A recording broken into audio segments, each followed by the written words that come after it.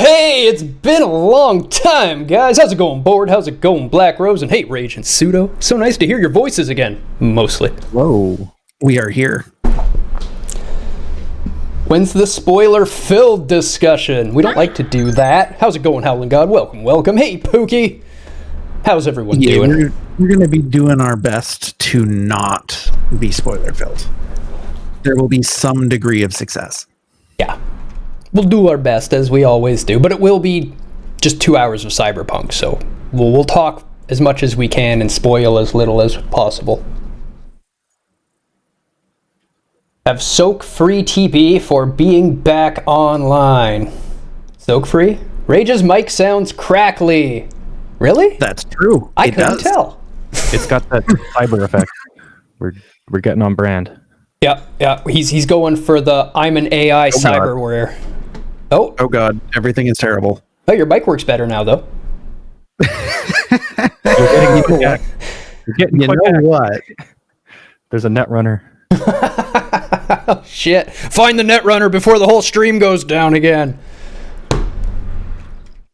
Hey, it's a rate. Okay. Oh, but you're staticky again. Now do I crackle again? Yep. Yes. Okay, I know what it is then. If I know what it is, I can solve it. Can you? You think so? Maybe.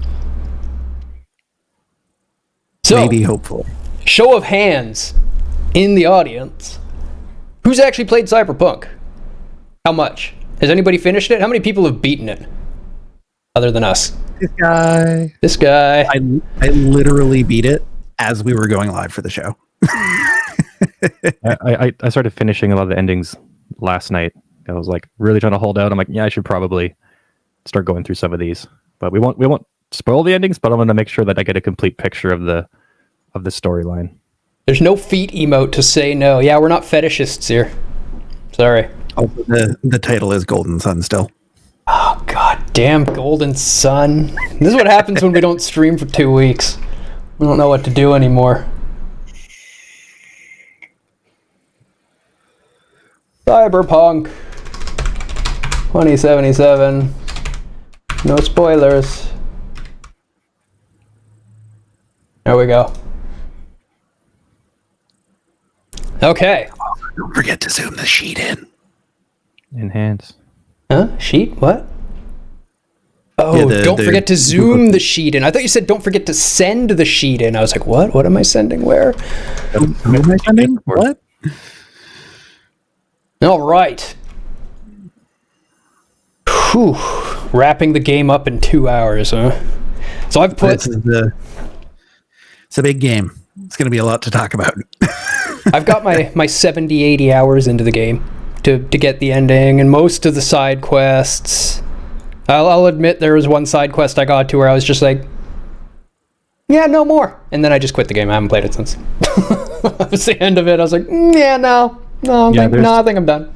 I think another one you're talking about, and there's definitely some that require you to have a specific playthrough to do, which is okay. But I mean, I wish, like, there's no class system, but that's usually what's nice about having class systems, that it's easier to, gatekeep certain content rather than have it open and then the person tries it. And it's like, well, if you weren't building your character or on the spec, you're screwed. But I think you can reset your perks at least. It's very expensive. Can you? And it's 100K, and a Ripper Doc can do it, and you can reset all your perks.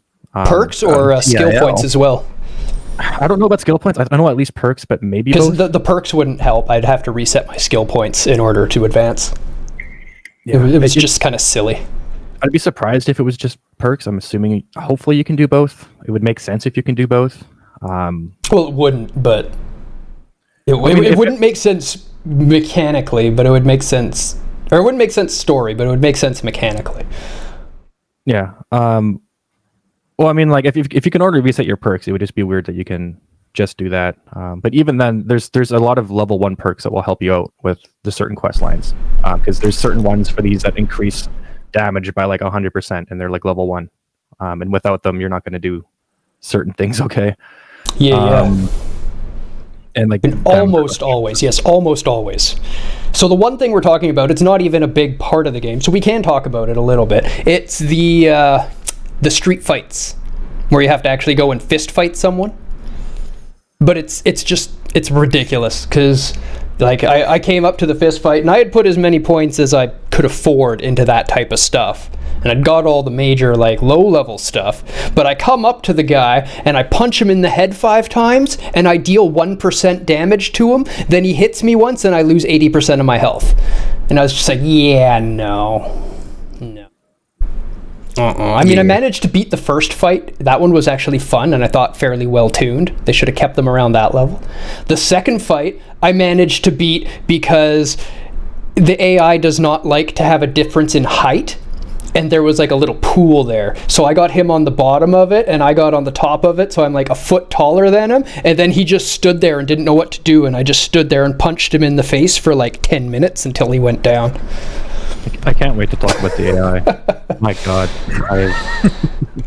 it sucks. Like I've had, at least for me, I used to find it entertaining, so it's not too bad. But I'm also one that's like, it's very hard for me not to cheese things once I find them, because like I'll get a bit frustrated and then like, you know what? If you're going to be an asshole, I'm going to be an asshole, and then just like break them. Yep. My God, like there's a lot to talk about there. It's going to be a fun topic. Oh, it is. And yes, you basically need to be full hand-to-hand skills and work on your health a lot too in order to stand a chance in those. And we're not sure, we haven't tried, but we think the gorilla hands might help. But if you do like mantis blades, which is what I went, because my build was not a physical build, it was more agility and skill, and the mantis blades were where the damage came from, you don't get to use those in the fight. It's hilarious though. All right, fisticuff. You're just like, fisticuffs. Swing! My hands just turn into blades. Like, what you got? What you got? That's how I wanted to do it. I mean, it's Cyberpunk. That's totally how it should have been. They should let you use those. If they had just let you use those, it would have been all fine. All fine. That's the truth of open world RPGs. If you can't win, I'll turn on the scum. Yep. I mean, it's not like it's a multiplayer game or anything like that. It's totally fine. Yet. If you look at the credits, there are multiplayer programmers. Yeah. Yeah, there's supposedly multiplayer coming. I fear for it. Yeah. I think it will ruin it. I don't see it working in the game. I don't see how it would ever work. It would make no sense, and it would just ruin the already completely off kilter balance of the game. I could only see it if it's like, they said it's a completely different game or a separate standalone game. So I could see it only if it takes a Borderlands approach.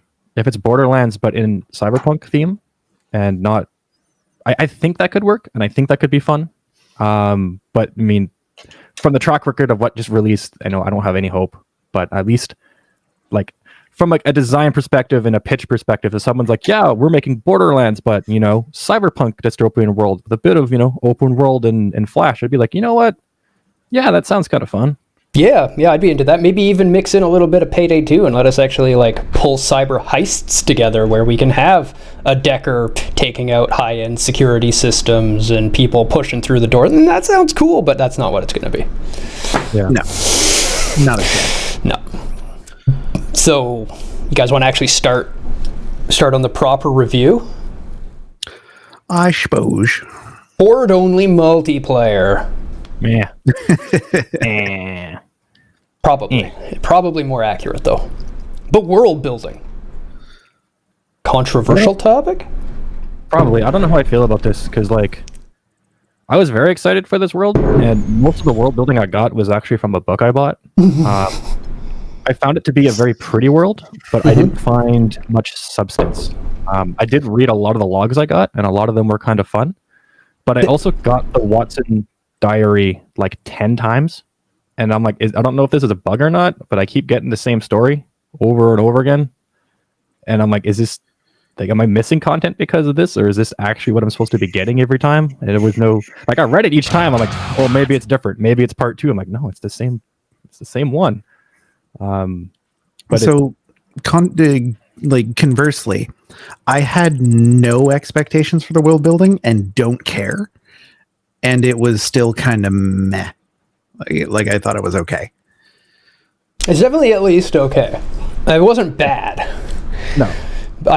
So some of the things I loved the ads that they had on all the TVs and everything playing everywhere. I thought that was fantastic. I thought the ads and the product placements that they had done were beautifully done, because it really gave me a sense that, corporations have truly taken over. Your money is the only thing that matters.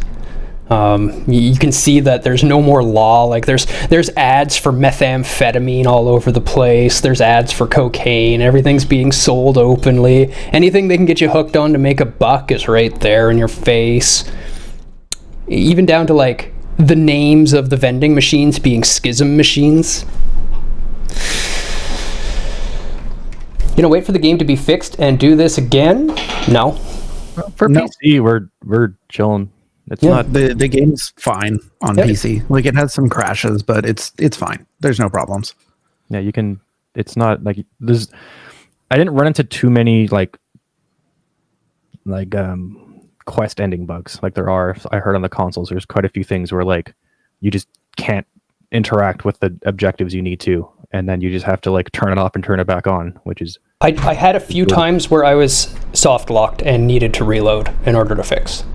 Yeah, I had it like maybe twice, but it's probably not as egregious to me because our loading for us is pretty fast. NVMe drives are just like reload, whoop, okay, back in. Yeah, quick, but not as quick as I might think. Well, to be fair, they are loading a lot of shit. It's like one loading screen. Yeah. At least for that. At least like besides that initial load, there wasn't too much. Yeah, the world building. I just didn't feel like much was built, which is weird because they're working off an IP, and it's a licensed game. Yeah. And I just didn't get much of what was there, and I was looking. I don't know. The personality, like. There's just so many other games that just do this well. Like even the districts, like there's so many districts and they have personality, but honestly, if you drop me in one part or in most of the streets, I can't really tell you where I am. Yeah, I'm with you on that. I can give you a vague idea of where I am, but that's about it. And like other open world games, they can drop you in most towns and you'll know which town you're in. And this game is kind of just the one town, but these districts kind of active like as a sub town. Mm-hmm. And like in most games, when you first start playing, you're kind of lost. You don't know what's going on. You got to get used to the map. But everything is so tight in this game. I found kind of, at least for me personally, it may have just been also because I've been very tired the last couple of weeks due to like finals. But I couldn't kind of get a sense of direction or grounding. I couldn't always feel like I knew where I was. I'd recognize some things, but I could never really like. I couldn't get used to the map of the world. I like trying to get from A to B. That's why I never really. Like I'd fast travel sometimes, but most of the time I would just kind of ride the bike around and I was trying to get used to like where to go. And in games like other open world games that I've played, like things like GTA 5 that has like a pretty big city. Like I usually know where I am in that town because there are kind of distinct districts. You have like your upper Beverly Hills like district. You have your like beach area. You have your like slum kind of poor ghetto-ish areas. You have your industrial districts. You kind of have a bit of that theming, and it may just be because maybe I'm used to that because that's the world we live in currently, and it's something I can pull to in Cyberpunk is a whole completely different landscape that I'm overall not used to, and I'm trying to get used to maybe those small distinct areas. But I don't know, the time I played, I've got like 50 hours or something. I still don't know much of the world. If someone was to ask me how to describe it, I would just say it's a city. Corporations run, and there's pretty neon lights and dystopian, and that. Also think about every depiction of like Neo Tokyo that you've ever seen, but smaller. And yeah, that's it. There's no like, and like the corpo stuff. I was really hoping for like more on that end, or more like everything is just kind of surface level. I was really hoping for some depth. And like I said, more. I'll keep referring to it again as like personality. I was really hoping for you get that personality, and it's kind of just like. Not a whole lot there. I was really hoping you could explore really deep down of like what's going on in these underlying areas, or maybe they could show you some of the poor districts or the gangs that are going on. But it just doesn't have the depth, or maybe I just haven't played enough. But after 50 hours, I think I would have something. Yeah, I'm at 70 hours, and I'm at the same place as you. Like you're getting jobs from these fixers, but I've never met any of them. They're just calling me and giving me jobs. I'm like, why are you calling me and giving me a job? I've never even talked to you face to face. That and the fact that you cannot ignore a phone call is the most annoying thing in the game. The reason I probably didn't buy a car is because it was so fucking annoying. It's like car for sale. I'm like, hey, holy shit! Like, why can't they just have a dealership or something? Or like, why does it have to spam me as like quest objectives that there's cars to buy? And I was like, I didn't feel like, and maybe that's part of it. It was nice about other games that have this kind of thing, is that you have like distinct shops, and they're like, it's more of that kind of user experience thing where you're not overwhelmed. You get to kind of expose yourself to it. It would have been nice to go to a dealership and have like a personality of the dealer, maybe a bit of a quest line behind him of like, whoa, look at this cool area of these cars that you can buy, rather than just like the person texts you a picture of the car and you're kind of like, why do I care about this? Like, one picture looks neat. Like, what does this do? It was just kind of annoying. Like, it trained me right out of the gate to ignore it. Yep. Because it didn't immediately do anything, and everyone just spams you about it. I'm like, why is this fixer trying to sell me cars? Like, what? What is your role in this game? I guess you do a bunch of things, but it was just a bit all over the place. Yeah, well, I mean, fixers really are supposed to be like the jack of all trades type of people, but I'm with you. I think a dealership or different dealerships you could have gone to look at cars would have been a much better way to distribute the cars, as well as then let you test drive it. Hey, can I test drive this? Yeah. Oh, hey, this is really fun to drive. I want to buy it. That would have been a much better and a more personality way. On the note of world building, still, like you're definitely in a cyberpunk world, but you're not in Cyberpunk 2077. You're just in an cyberpunk world. There's nothing special or different. Nothing to make it any different than any other cyberpunk world. I still think the best thing I have to say about it is what I mentioned earlier with the ads. I think that's probably the best thing they did for world building. The ads are brilliant. Like, no holds barred, brilliant. They are fantastic. And it's really unfortunate that the rest of the sort of environment that they put you in isn't as strong. There are some interesting areas in the game as landmarks, but like I went there once and I looked at it and that was it. There's the run. You go, okay, I've seen it. Yeah, we will be. These aren't spoilers if we're using names of the gangs and whatnot. It's not story. It's just names. So like when you meet the Voodoo Boys, I thought that had some fantastic character to it. But it's just really? I hated that whole sequence. Really, I loved it. But it's gonna be personal taste whether you like or hate it. But it was very different from the rest of the game. It looked proper. Yeah. It had a lot of personality and character to it still. You can tell where you are. That's a good thing. That was one of the parts we were like, it's Pacifica is the region you go to, and it's not too much of a spoiler because it was in one of the major trailers that they show off time and time again. And that's a good example of like Pacifica is different. Pacifica it has a bit of a history. They let you know like this was supposed to be, the new kind of playground for the elite rich to come and live and hang out. And then, investors pulled out last minute. So it's kind of just like half-baked development that then got overrun and turned into slums. And then there was, I think it was a typhoon or something, but the Haitian population ended up moving there or immigrating there. So it has a lot of their influence in there. I'm like, cool, this actually has a distinct personality. And I was going to bring up Pacifica as like the one area that stands out to me. I'm like, yeah, that's a thing you can say, when you're Pacifica, because you can see the Voodoo Boy instances, you can see them around, or influences, sorry. And it feels different. Like it's one of the areas that like you needed kind of more of this. So It kind of feels like they did Pacifica, and then they didn't really get around to the other stuff. And like Japantown does have tiger claws, and like each district does have like gang control with their influences you can see, but it definitely felt like Pacifica was the most flushed out and the one.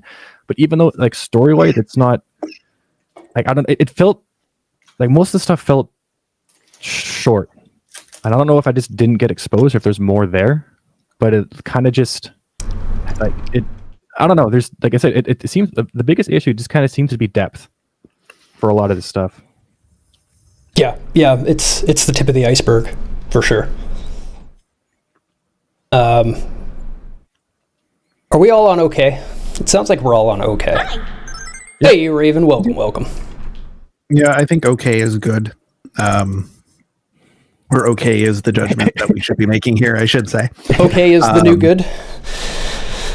But it was definitely lacking in some key areas as far as world building goes. already. We just spent 2 weeks playing it. Yeah, we should have done it last week, but we didn't. That's okay. We're all here this time. The world is good in my finals. Excellent. That's why we weren't here for that. Well, last week, we were going to do this last week, but Pseudo had finals and had to be able to play the game and wasn't going to be able to make the panel. We were like, we can't really talk Cyberpunk without Pseudo. That ain't cool. And then I felt like ass, so I just didn't stream. The world is lacking in key areas of depth. The best part of it all was the ads. They had the most flavor and gave the most detail about what it is like to live in the world. Everything else feels flat, with very little distinction between zones. And I'm with you on that.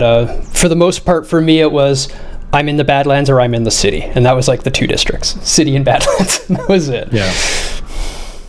I kind of wish... Well, also Pacifica. Pacifica does have a good amount of personality. Yeah, I was just going to say those 3 areas were like the most distinct to me.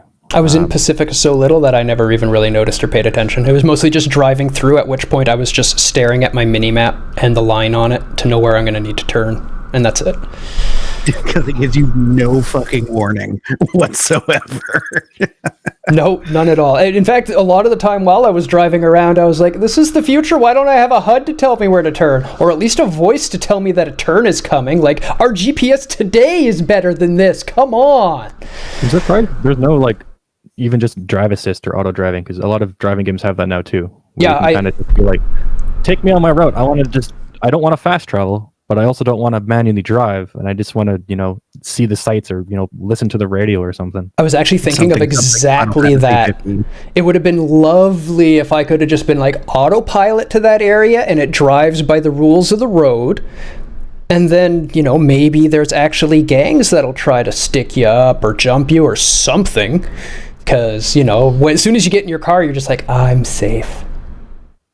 I mean, we can talk a bit about project management later, but I feel like that's a project management symptom, not a development effort symptom. Mm-hmm. I don't disagree with you. I actually completely agree with you. I just think it would have been a lovely thing that I could have been safe driving mode on, and then all of a sudden danger pops up and I have to go into manual mode and start sliding all over the road and weaving through traffic trying to get away from people and shit like that. That would have been lovely. It would have added feel and depth to the world. I would have felt like it's alive and attacking me, not that it's just like a playground for me to go do whatever the hell I want in. Which is fine. It's okay. Character. Sorry, RageBot is dead right now. Super dead. We're not sure why, but he's toast at the moment. It's okay. I've got almost everything else moved into other areas.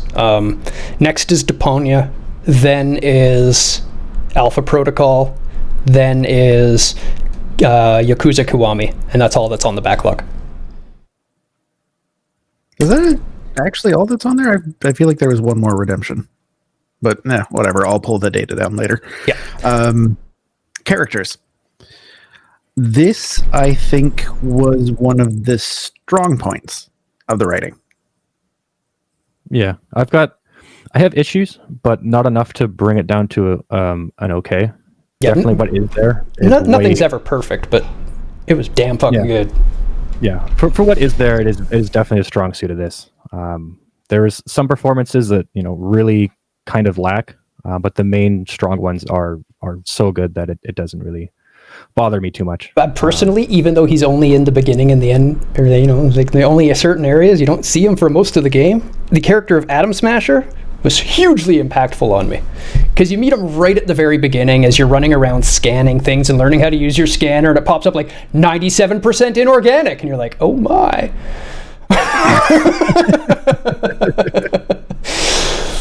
Oh my. Hello, Adam. How are you? And just his pun name is it instantly catapults him into classic status. Yeah. His name is Adam Smasher. It's fantastic. I love it. Yeah, so like the main cast, without too many spoilers, like for like most quest dialogues are good. My main complaint is just kind of like, some of the fixers are just some of the writing and some of the like just the characters and how they behave. It just doesn't really feel like it. It's hard to say without too much spoiling, but it's just like it's not how people talk, and it's not how people really talk in dystopian worlds either. It's not too sure. Some of that you'll kind of hear it, and you're kind of like, oh, okay, that's weird. And then also just like the main character you play, you do have a bunch of agency over, but there's a lot of choices they made on that approach too that I'm just really not like. Things they did, I'm like, I don't know why. Like, if they didn't do them, it would have been better, kind of things. I won't spoil them, but there's a few things you'll go through, and you're like, well, that didn't need to be done. It's like 1% of the story that could have been cut and would have just, allowed for just a lot more immersion or a lot, kind of better character development without, oh yeah, we'll just, I won't spoil it, but there's some. It's not perfect for characters. I mean, a lot of it's very good. There's definitely agency issues as well. Like, I did not get to play the character that I wanted to play. I ended up playing V, not my character. Yeah, you don't really make your character. You just play female or male V, and in your V, and either V is an asshole or not, and then that's about your choice. Yeah, no. But on the note of the fixers, I mean, are they even characters? I can't even name them. No, they're quest boards. Yeah, they're completely meaningless and totally subjective, and they don't matter like at all. I went to them in person just to be like, is there anything here? And I walked in, they're like, why are you here? I'm like, I didn't want to just call you. Like, I thought there would be something going on here, and it's like, no. I'm like, oh, okay. It's just that like a lot of the characters do have good development. They do change over time, and they have, a lot of conflict. But then just a whole lot don't. It's just kind of like, oh, you're this trope, and you will stay this trope, and I guess that's your use, and that's fine. But there's a lot of opportunity they have, especially with the themes they're covering, and a lot of the stuff that they did and the choices they made with certain characters and how things resolve. There's a lot of sensitive topics they touch on too that are just kind of like, maybe we shouldn't have done it this way. There's a lot of like, I won't go into spoilers for it, as well as just some of it's just kind of not stuff appropriate for stream, but they just, I don't know. I don't know what their intentions were, but it's kind of just like, it may have been best if they didn't touch some of the sensitive stuff. It's like they tried to appeal to everyone. I'm just gonna throw a disagree in there. I think touching on sensitive topics is actually a key aspect of being cyberpunk. You gotta hit those topics. It is, but they did it. They did not do it in a great way. I agree that they could have done it better, but I think avoiding the topics altogether would have been worse. Like, I don't know if they should completely avoid it, but there's certain things in there that it's like they kind of make a spectacle out of a lot of things, and it's kind of like shock value and for marketing, and like, oh, look, we did this and this and this is here, or look, this happens, and it's just kind of like it's not great. It's not fantastic. It's not even like intentionally edgy. Like, there's a lot of games out there, like, GTA 5 is pretty racy with a lot of stuff they do, but you can chalk them up with like, yeah, you guys are kind of assholes, this is why you're doing this. But like, Cyberpunk is kind of like, you felt like you were trying to like open a lens to this, and you kind of just did it inappropriate. And especially in today's climate, it's kind of like, these are serious topics we're touching here, and if you're going to do them, either like mention them lightly and be careful with it. It's like it's one thing, they have an opportunity, and it's something that they have to be careful with, and they kind of just, it felt a bit misused. It felt a bit like they kind of exploited some themes and stuff just to be like, well, we have to touch them because we're here. But I mean, you kind of just exploited it for like, for profit, and it's like, I'm not too comfortable with that. That's just my problem with it. It's kind of more of a personal one, but it's just, there were certain developments that I'm like, ooh, okay, that's how this character goes. It's like, oh, okay. Yeah, Yeah, I can see where you're coming from. I do agree with Deus that Cyberpunk is about the grimy underbelly, the fact that almost nothing is okay, but the way that they touched on a lot of this stuff was not necessarily the most respectful. Yeah, and like it's one of those things where like there's things that touch on they're racy, but it's like they should have known that if they're going to do it, you know, you have to make sure to do it properly. Like, I can't just chop it up to like they needed to do it. It's like, guys, this is like, these are some serious topics we're talking about here. It's stuff that really affects people's lives and stuff that is like, it's serious stuff. And we can't just make a spectacle and go like, look, this happened. And it's like, ooh, we feel a bit bad. It's like, yeah, that's maybe how things worked like 15 years ago, but we need to be a bit more mature about some of this stuff. And we can poke a lens at it and we can, you know, use some satire, but it needs to be like carefully done and serious. It can't fall flat the way it kind of did. Yeah, I hear what you're saying. Don't just do it to do it. Make the commentary if you're going to make the commentary.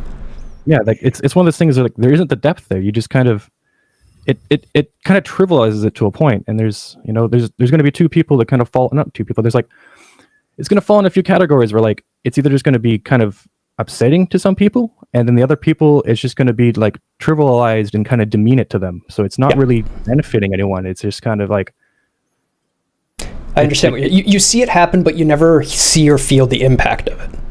So it's just kind of an action that happens that didn't really matter. Yeah, it's like there's commentary and themes, and you know, if it's okay to bring it up and shove things in people's face and make them uncomfortable, but you know, you still need to have tact and poise about it. You got to make sure that, you know, it's going to be done in a way that, you know, matters. Don't just use it for like a spectacle, like I said before. Don't just be like, oh, we need this in here to kind of, you know, make sure we're a bit racing, we bring it up, or we're a bit, you know. Yeah, it was, I don't know, like I know that it kind of needs it to a point for Cyberpunk. It fits the world, but it's just one of those things like I kind of wish they put a bit more effort into that. Yeah, handled it better. And I don't disagree. It could have been handled better. Yeah, while we're still on, slight change of topic, but while we're still on characters, I actually ended up really liking the character Jackie, even though I didn't like him at first. Oh, I love Jackie. Right away at the beginning, I was like, yeah, but then it's by the end of the Jackie bit, I was like, yeah, I like this character, and it had without spoilers, Jackie did have a large impact on me in the story. Yeah, there's a lot of stuff that's in the trailers that gets spoiled, so people haven't watched them, maybe don't watch the trailers now. That's one thing that kind of upset me, is they were like, oh, we've got minor spoilers in the story, and there's actually a very major spoiler in one of the early trailers of that game. I'm glad I didn't watch them. Yeah, it's basically like one of the like, without spoiling too much, it's after one of his main arcs. And then they're with the car, like that's in one of the trailers. Ooh. And I thought, well, maybe they'll change that. And no, it's in it. So like that kind of ruined a lot of that arc for me because I couldn't really.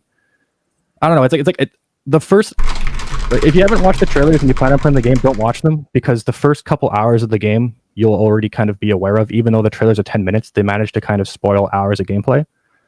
The one thing that I really wish kind of happened, and this isn't too much of a spoiler, but when you pick your kind of like background. I kind of wish that was a lot longer. They kind of just cutscene most of it. And unfortunately, at first, just due to how this game is, I accidentally hit skip.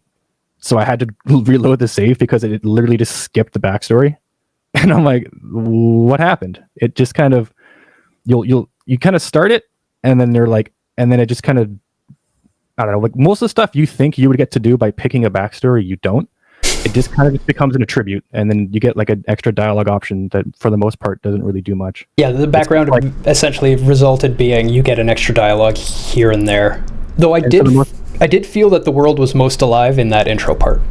Yeah. I depending on what you pick, I picked Nomad, and I really enjoyed that. And like I say, like it's short, and I understand it's short because it's a lot of effort to have like especially in the beginning, a branching narrative would have like everlasting effects. But I'm going to go through Corpo next and see how that is. It's okay. That's what I was planning to do next, was Corpo Hacker. I've heard I really enjoy the stealth in this game, and my partner, I'm going to do a playthrough with them. Oh boy, do I have opinions on the stealth. Yeah, I like it just because it's easy. kind of thing. Like it's exploitable. So like it's like Stealth is super OP.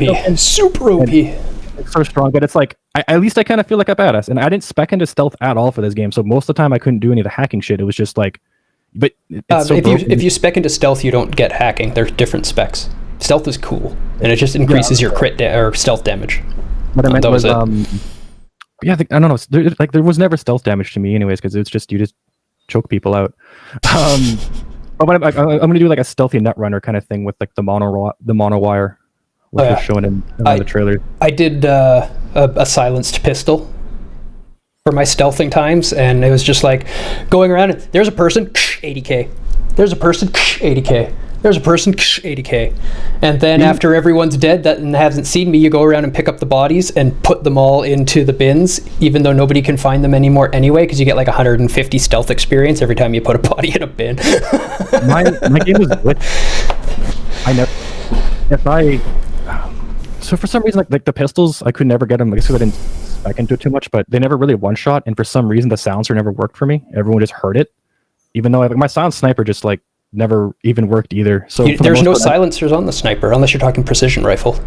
Precision rifle. There is one suppressed sniper rifle. Yeah, it's a certain item you can get, and it works sometimes. But I think the problem with it probably was that it's a penetrating rifle, so probably just like went through walls or something, and everyone would hear it.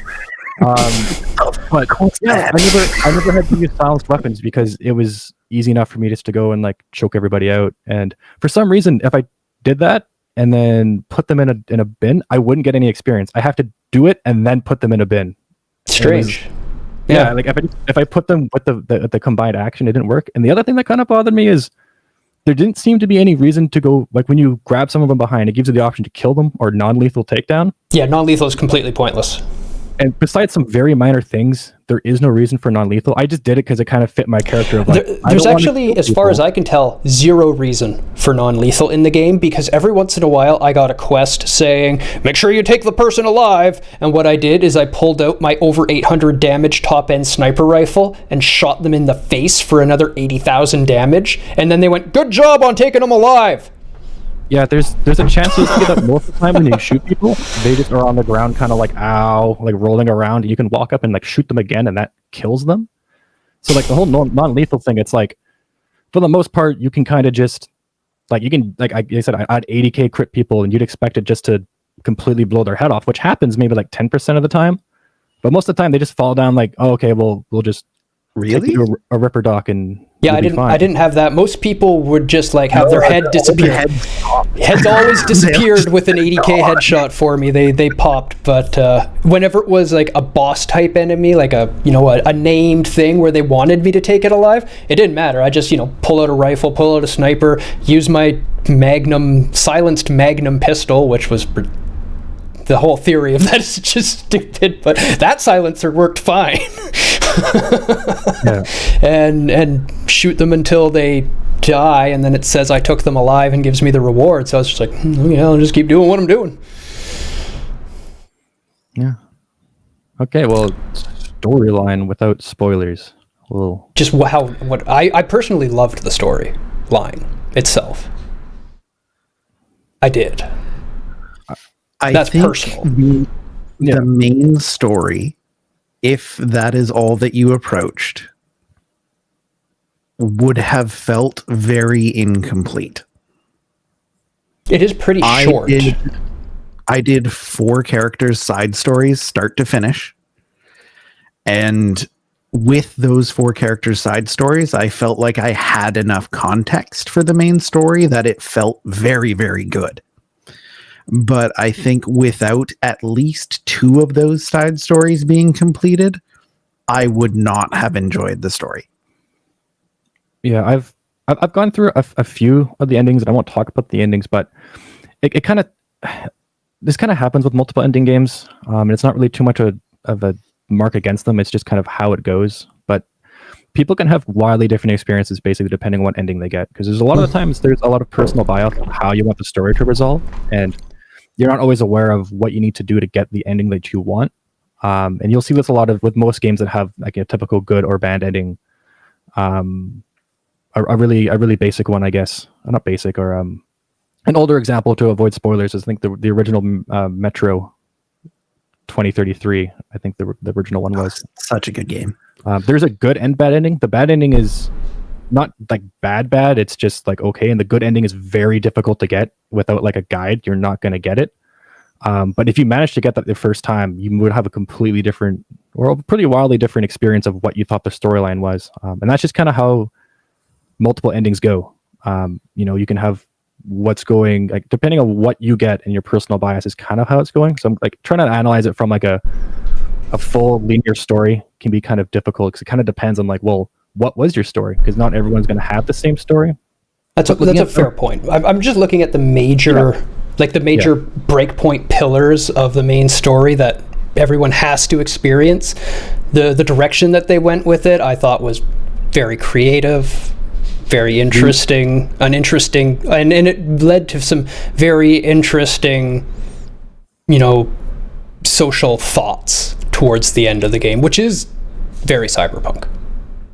Very cyberpunk. Yeah. It was a very cyberpunk story. That is not the experience I had.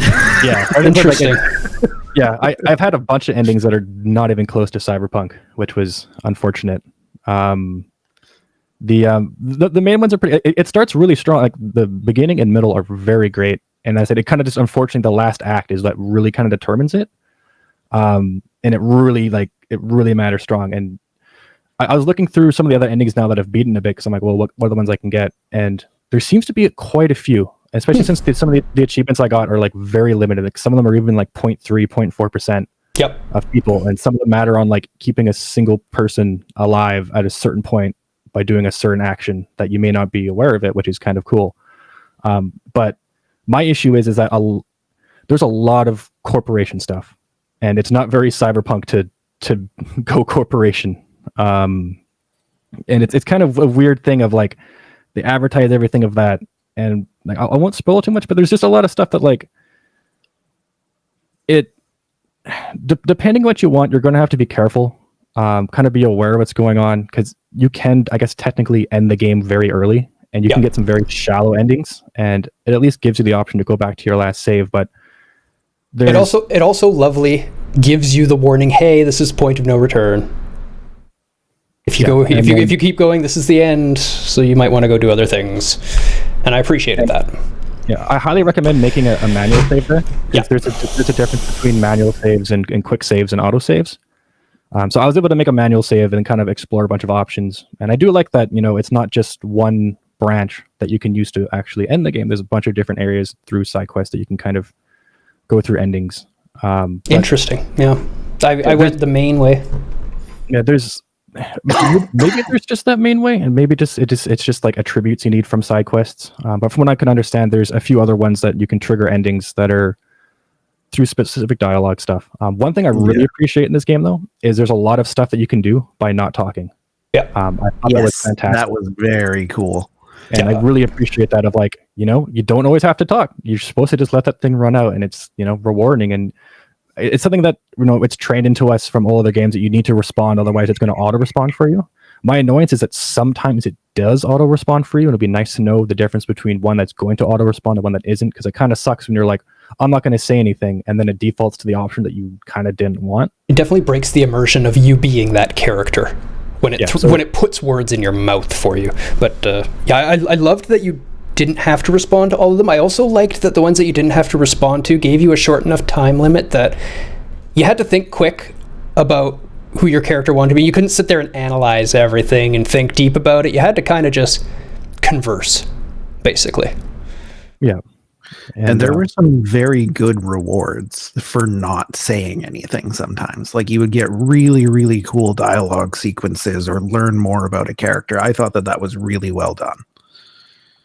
Yeah, it's like that's one thing that really impressed me. And like it's kind of like the funny thing is that the reason I got to experience that was just because my game would crash and I'd go through the quest again. I'm like, well, what happens if I don't say anything? And I'm like, oh shit, there's a lot of stuff there. Yeah, and it's one of the things like I don't think they need to ham-fist it and tell you. It's kind of one of those things where like a player can discover it and should just be able to kind of discover it naturally, because it's just one of those things where it's natural. Like most people are used to responding to things, and that's something that is a skill in life that you don't always have to talk. Sometimes it's better to listen, or sometimes when someone tells you to shut up, shut up.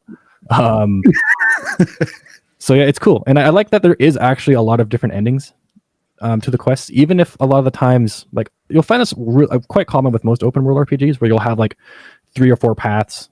And this game does suffer from some of the same stuff too, where like, you don't really have, it doesn't really matter what you say, but at least in this game, the responses and the changes, and even though if the resolution is still kind of similar, it at least feels different between all the different kind of like endings. Even if like the end result is you still get the same items, or you still get kind of the same result, what you say and what you do feel like you have agency and you have made a difference, or like you had some effect over what happened. And it's not just like you said yes, or yes with accent, or yes with joke. And then just, there are times where you can tell where you'll have choice A or choice B, and the character's response is, generic enough that it would apply to whatever you said. And I found that out quite a bit too, because my game would crash, and I'm like, oh, what happens if I say option 2? And it's like, well, it's the exact same response. And I'm like, that's fair, but a bunch of them, would actually have different responses, or they bring it up down the line. I'm like, oh, it actually kind of matters. Maybe not in an overall arc of like the entire game changes, but it changes enough that like they didn't just always give you choices that don't matter. They do at least acknowledge the choices they gave you. They do at least acknowledge that there is some difference in and fair enough to the writing and the story. You as an individual in a world of corporations and big business and stuff like that, you're not always going to have the ability to affect things. You're just not. And it wouldn't make sense if you could change every single thing. There's more powerful people than you out there that make way more powerful decisions than you about the world. Yeah. So like that being said, I'm still on the fence about storyline. I do think there is a good storyline, and I'm okay with giving it like a good, but the problem is that there's a lot of not great storylines. It just kind of sucks. I'm actually super interested what these not great storylines are now, because the ending that I got, I thoroughly enjoyed. Yeah, and that's the kind of problem when it's like it's really hard to write a really good story, and then it's extremely hard to write a good story with 6 good endings. So it's like it's not an impossible task, and even then, like, it's also comes down to personal bias, and it's like it's not a linear narrative, so it's it's hard to grade it on that front, because a linear narrative has a set proper theme with beginning, middle, end, climax, resolution, falling action. Well, it's all kind of dependent on the player. But I think what is there, it gives you a lot for the most part. And even if you don't enjoy what happens or what goes on or how it resolves, you are going to be intrigued throughout it. You are going to want to know how it ends. You are, immersed in the characters and kind of what's going on. So it is a strong suit of the game. I'm going to use the term construct, because the people that have played the game will know what we're talking about, and the people that haven't played the game won't give anything away to. But that whole story, I love the take on it, the approach of it. I just loved it. Yeah, that was really well handled. But I gotta say, overall, I am torn between an okay and a good on storyline, because there's a lot of really, really great stuff in there that is really, really hurt by the medium in which it is delivered. I feel like it's a good to me, just looking at other game stories and the depth that they went into and the thought that was put into it and the direction that it went, being fairly unique and original. But there is enough that could have been better as well. Yeah, it's out of games I played in 2020. It's definitely the story that's gripped me the most, and I really wanted to see its resolve. And like, there's lots of good stuff in there. It just kind of boils down to it might have been better just to have the linear, depending on what ending they would choose, or maybe like I don't know. It's something that I can't see why they would. I can't speak for them, the devs of the branching endings, and I understand that I think it should be there, and maybe I'll be seeing something completely different if there was just 1 or 2 endings and they chose the ending that maybe I didn't like. But it's, like I say, it's really good up to the point where it's the problem with play urgency in the story is that you have no control, and when you're telling a story, that's the one thing you're supposed to be like. It's like one of the hardest things with the writers, especially the video game medium, is to be able to direct the player into the vision that you have, because it then has to go through the player, and the realm of possibilities is just kind of everywhere, and I don't know how we can. Yeah, it's like some people it'll be good, some people it'll be fantastic, some people it'll be okay, and for some people it's going to be bad. But I don't know if that makes, I don't know if that reflects the actual overall rating any lower. It kind of just, as long as we acknowledge that like there are okay endings, there are bad endings, and there are good endings. Up to those points, I do really enjoy the storyline. Like the beginning and the middle, like I really enjoyed it. I thought it was very, very well done. How about the okay? There are different endings, and you might not get the right ending. But if you're playing the game, you're probably going to be pushed to the end of the game by the story, wanting to know more about the story, and that's kind of why I'm at it good. Right, except for all the points where it's like, hey, stop playing me. Yeah, that's fair. It is kind of a piecemealed story. It's spoon-fed to you. Like that was one of my biggest problems with the way that the narrative is delivered, is there would be a whole bunch of times where it's just like, okay, I'm super engaged in this. I'm loving this story, loving these characters. I want to follow them. I want to see what happens next. And they say, no, fuck off. Yeah. Like, super frustrating. As you're playing the game, there will be times where the game's just like, yeah, go do something else for a bit. And like the mindset of the writers, I can see it. They're thinking, this doesn't happen instantly. You need to give this person some time to go do it. And they were going for more immersion by it to make it feel real, I think, by, like having to wait for them to do their thing. That's the only mindset I can see for why they would do it. I didn't say it doesn't. It doesn't accomplish it at all. I think that's what they were trying to do with it. But it wasn't a good ad. It wasn't a good ad. They were trying to direct you into side quests because they didn't have a better way to hook it. Really. That's true too. Other than, there's no reason to do side quests other than I feel like doing side quests. Or I can't do the main story. So because what would happen otherwise is that you could beat this game pretty fast, and if you just rush the story, I would probably get the storyline just an okay. If you could just rush it without those breaks that kind of allow you to get context, without those kind of stuff, which is. So like it's kind of the same thing with like a lot of other games too that are very strong in their side quests to kind of really give you context of what's going on, and it's a really hard thing to do. But I kind of wish that like maybe instead of just gatekeeping a day, better direct into the side quest by making them maybe a bit more important. There were some side quests, like the side stories that I mentioned, that I actually wanted to go finish. They were fantastic. Like they were really well written. Loved the characters. I want to see this through. So let's use character names for these side stories, because giving a character a name is not a spoiler. Do we all agree with that? Hey, there's a character named this in the game is not a spoiler. Yeah, there are achievements for their side quests that aren't hidden, anyways. Yeah. But like the Pan Am story, every time I had an option to do that, I was like, yes, let's go do this. I want more of this story. Yes, I loved Panam's story. I loved, it was a little ham-fisted, but I loved what they were trying to do with Judy's story. Yep. Johnny's story was fantastic. All of your interactions with Rogue were amazing. I really liked River's story. What the stuff that I was doing with River and the path, it was totally meaningless and worthless to the entire game, but I really enjoyed it, mainly just because I'm really into law and that kind of thing, and tracking it down, and what was revealed through that was quite fun for me. This probably would have been difficult to do, but what I probably would have rather than just like a wait thing, is maybe a bit of a, like the branching, like the side stories intertwined into the main as a branching narrative where, you need a certain percentage, or like the choices you make, you have to complete the side stuff to get to the end, because that's kind of what needs to happen for certain endings anyways. Yeah, that is how it's done for endings. Yeah, it would have been nice if it was maybe a bit more directed, and I understand why they didn't do this, because they want the ability for everyone to complete all the side quests in a single playthrough.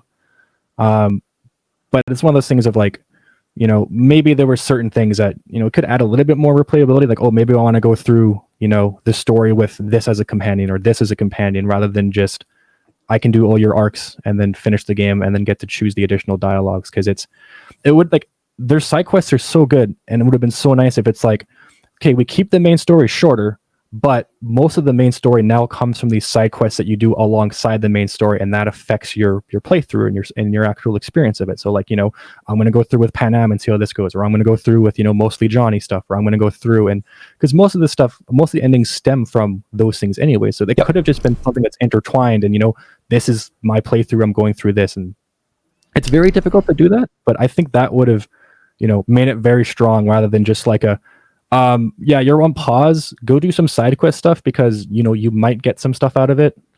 And it's, I don't know, I think that would have made for a very strong experience. And if it's like the main quest isn't really that long and it's intriguing and fun enough that like replaying isn't too bad. And I honestly think maybe I would have really enjoyed it if it was more of like, that you choose a faction or you choose, a bit of a side to go through and see how things resolve. Because that's kind of similar to how like Fallout New Vegas handles things. It's like, well, who are you going to go through? Are you going to go through like an NCR playthrough? And when you do that, you piss off NCR enemies, or are you going to go through a Legion playthrough? And there's all different kind of avenues for that. And you really get immersed in the story. It's the same story with the same kind of similar resolve, but it's all this just kind of different flavors. I think the decision that they made to have you be able to do all of the side quests is a bad one. I agree. Yeah. And we should almost stop calling them side quests because there also were side quests. These were really structured, as we've been talking. They're like sub-main quests. Yeah, they have effect over the main story. Like they are part of the main story. And you can, without doing them, you will feel like the story is lacking and lackluster, and it is, because this stuff adds a shit ton of context and a shit ton of emotion and theming behind it and reasons to what's going on. And side quests are more than just side quests. They're a big chunk of the game, and they're almost sub-main. Yeah, and there are still side quests that are like, okay, run to here and pick up item and then fight your way out and then drop off item and you get rewards. I'm like, yeah, okay, there's something going on, and that's a bit of a side quest. So there is a big distinction between the, like, I guess it's like the gigs versus, the actual story arc of these side characters. Yeah, gigs is really what's become sub, and they were meaningless. There needs to be a bigger distinction between those, because like a lot of the side, like the sub main quests, as we're calling them, would get mixed in with side quests, like actual side quests that are just like a 1 or 2 quest chain that mean fucking nothing. Yeah. And I just didn't care. I didn't care about any of those other side quests. Some of them were fun and interesting, but they had no impact, and there was no reason to care about them. Did any? It's totally spoiler free for all the main stuff. Did any of you meet the living schism machine? Yes, he is wonderful. That part I liked. It was like 10 seconds of the game, but I was like, this is cool. I like this. I discovered that organically. Me too. I did not find the quest. I just walked by where he was, and it was fantastic. That's how they introduce it to you. You walk by and you hear a voice, and you're like, what the? Yeah, it's like I didn't discover the river, like the river wart stuff. Yeah. Until like yesterday. Oh, yeah. And it's like that can happen because like when you press, like, another big thing we'll talk about when we get probably to like mechanics and stuff, and we'll probably get off storyline pretty soon. Okay, what are we on story? Are we in okay or good? Because it is a damn good story. It just could have been better. And like I said, it's held back by the medium. Yeah, I'm okay with either. I think it should be good because there's a lot of great story in there, but we need to call out that it's hurt by the way it's delivered, and experience may vary, and there's like some subjects that could have been handled better. And due to the multiple endings, user mileage may vary. Was there something else we wanted to state? There's certain theming and certain stuff could be delivered better. Certain topics that required more care. They are integral to the story, but it's like if you're going to go that way, you can't just half-ass that. Like they're important topics. Because there was definitely too many times in the story to me where I'm just like, that's creative and that's great, and I love the direction they're going, and I like what they're talking about. I can't give it anything but a good. But there's definitely so many ways it could have been better. Good isn't perfect. Good is just good. Yeah.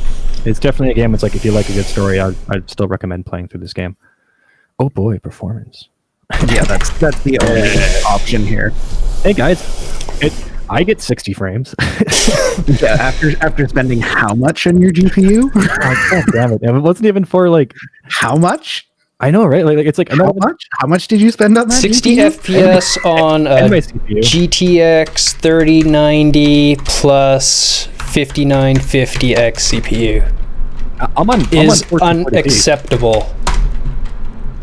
I could get like even on my 4K monitors, I have to tweak a lot of shit to push And up to that 4K. was in 1440p. Yeah. Like even with like, I mean, granted I do have ray tracing on, but even with DLSS, like I have ray tracing. You have a 3090. I The know. whole point is to be able to do matter. ray tracing. I know. If it can't do ray tracing, what the fuck? Yeah, it's one of the things that like there is nothing you can do. Like there's like you can throw as much money as you want. Did anyone watch LTT turning on 8K with ray tracing without DLS 2.0? Because what's the point of 8K if you turn on DLSS? You might as well just run 1440 because that's what the DLSS is going to downscale everything to anyway to get the frames you need. So you got to turn the DLSS off if you want to appreciate 8K. So they had a 3090, a 5950X, just like Pseudo's got. It was about the best gaming rig you could get off of the shelf without tweaking and tuning and SLI and custom cooling and major overclocking, etc., etc.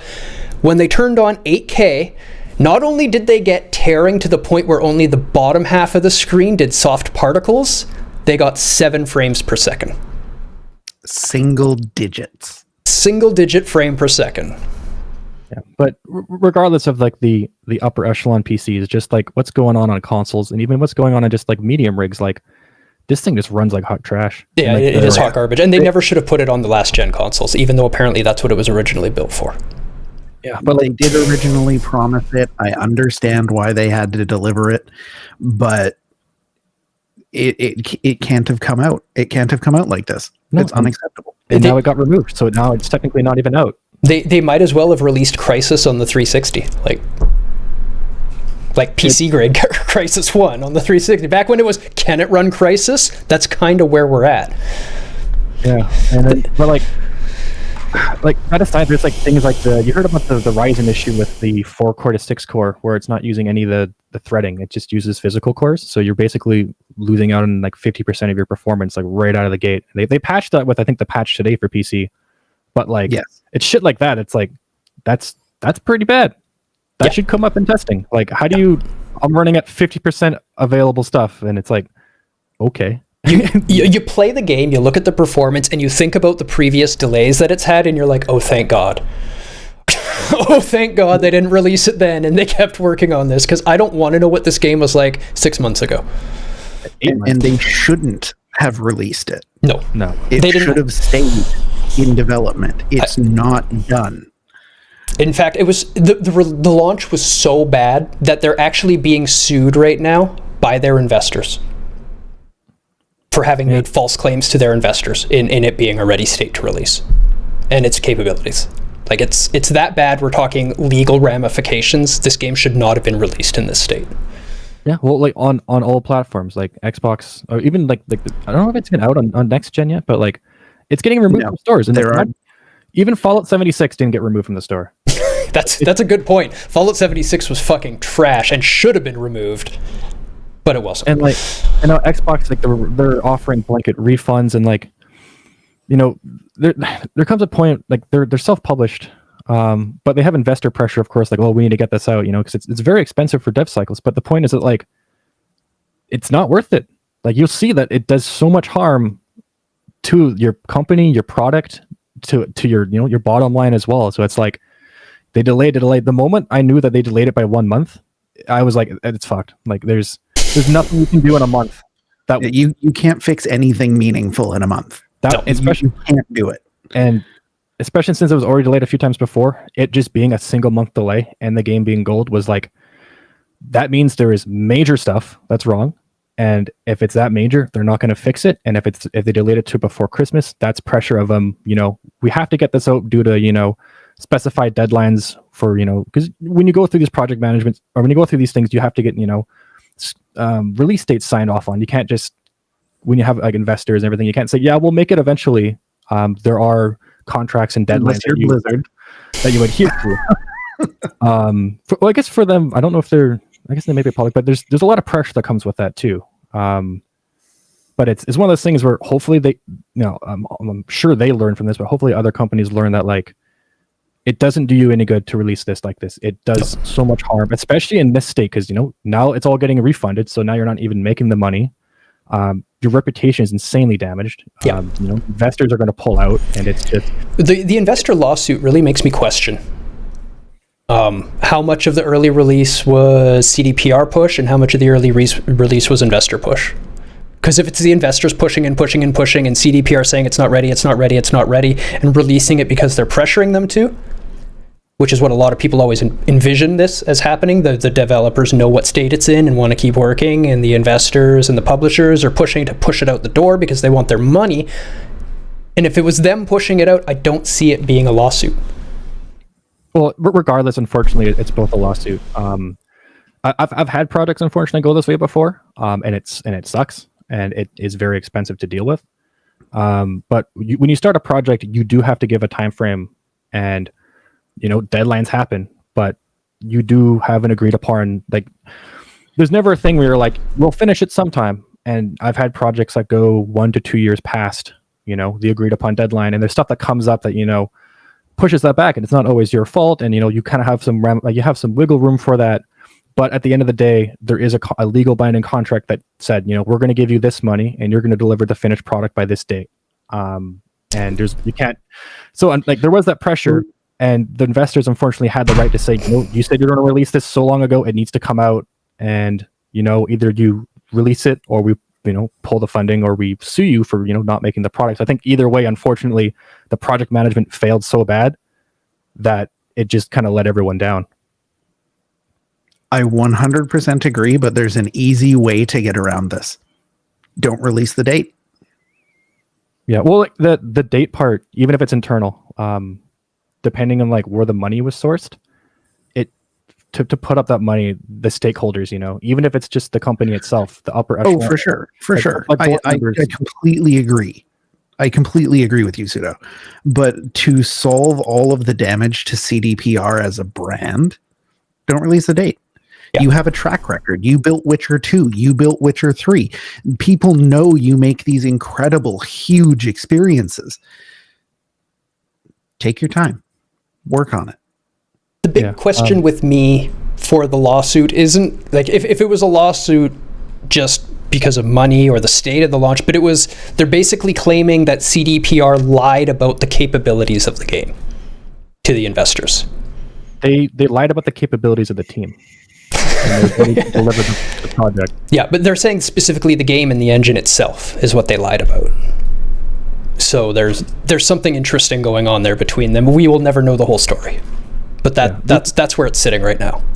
Yeah, it's the unfortunate just like separation between development and marketing. If the devs had the full agency about that, they would never tell a release date until they were comfortable. But there's a lot of pressure of we need to start building hype. We need some point of time. Like you have to at least at some point give a deadline. And I've had projects where unless you're Blizzard. You give a deadline because you just have to, right? Because they're like, give us a deadline, or we know that it's not going to be ever ready, and we're going to pull out right now. And you're like, you give a deadline, and you just hope you make it, and then you end up, like working insanely stupid hours for months and months and months, and then you just don't make it anyways. And that usually results of just project management and overscoping, and unfortunately, just a lot of stuff that kind of went on. So it's brutal on all ends. It's really unfortunate, and I feel really bad for the devs, especially since they're under all this pressure now to fix the game over the holidays. And I was really hoping that they would be able to take that time off because they've been working insane hours, and it's unfair to the gamers, and it's unfair to the developers, and it's not a good situation overall. Like it really is unfortunate. Yeah, I agree. So pushing forward a little bit, because we've gone an hour for writing in the first piece of video. We have a lot to say about this game, obviously, but animation. And let's try to just focus on when the animation works.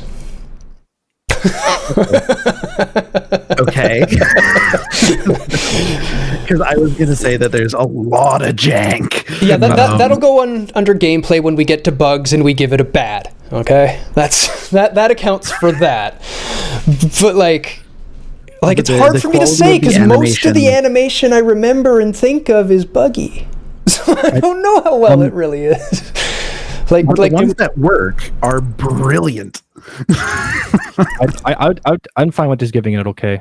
As much jank as there is, I'm hoping that a lot of that stuff's going to be kind of fixed, and there is some good in there. But overall, there is just a lot of like I said, a lot like the walking animations. There's like 2 or 3 of them, I swear. And once you get used to them, you just see them everywhere. But there's a lot of cool stuff with the guns that happen. There's a lot of cool interactions that go on with certain attacks and stuff like that. So there's a lot of good, but I think this game really suffered from scope issues, where it'd have been really nice if it was just like focused on a small subset that was really good rather than just having this huge array of mediocre things. So overall, it's just kind of like, it's okay. Yep. A bunch of bad, a bunch of good, a bunch of okay. I agree that the animations that are there are pretty damn good. The AI facial animations ended up being better than I expected. Getting in and out of cars for like NPCs stuff were pretty accurate on the door and grabbing the handles and a lot of that. Like the guns were all great. I loved the initial equip animations on the guns when they pull it out and you pull out the mag, check the bullets, all the pieces are moving around. It was great. So we're an okay? Rage? Are you at a good? If we're talking about the stuff that works, yeah, we're only looking at the animations that works. The rest is going under good. Bugs, and we're gonna give it a bad. We already know this. Here, just here you go. There you go. No. There we go. The stuff that works is really well done. Yes, there are lacking animations for the scale of project that they tried to take on. They like Pseudo called out, they definitely needed more walk cycles. Yeah, they definitely overscoped the game. Yeah, indie devs aren't the only ones that bite off more than they can chew, turns out. CDPR is technically indie. They're just big. But like all of the I guess the polish animations, for lack of a better term, like the animations of you riding the bike are good, the animations with your weapons are good, the animations of mostly things hitting other things are good. I don't know if we're not taking jank into consideration, because there's a lot of fucking jank. Yeah, but let's just look at what the animations are and what they were meant to be on this. Because it will eventually get fixed, and I think the rest is all culminated in the bugs. All those bad animations are mostly animation bugs. There's still quite a bit of just jank animations that aren't bug related. Like the crowd stuff isn't bug related. That's just kind of a lack of stuff. And like to keep it consistent with our other reviews, I still think we need to, bring up at least a bit of the jank. I wouldn't be able to give it a good.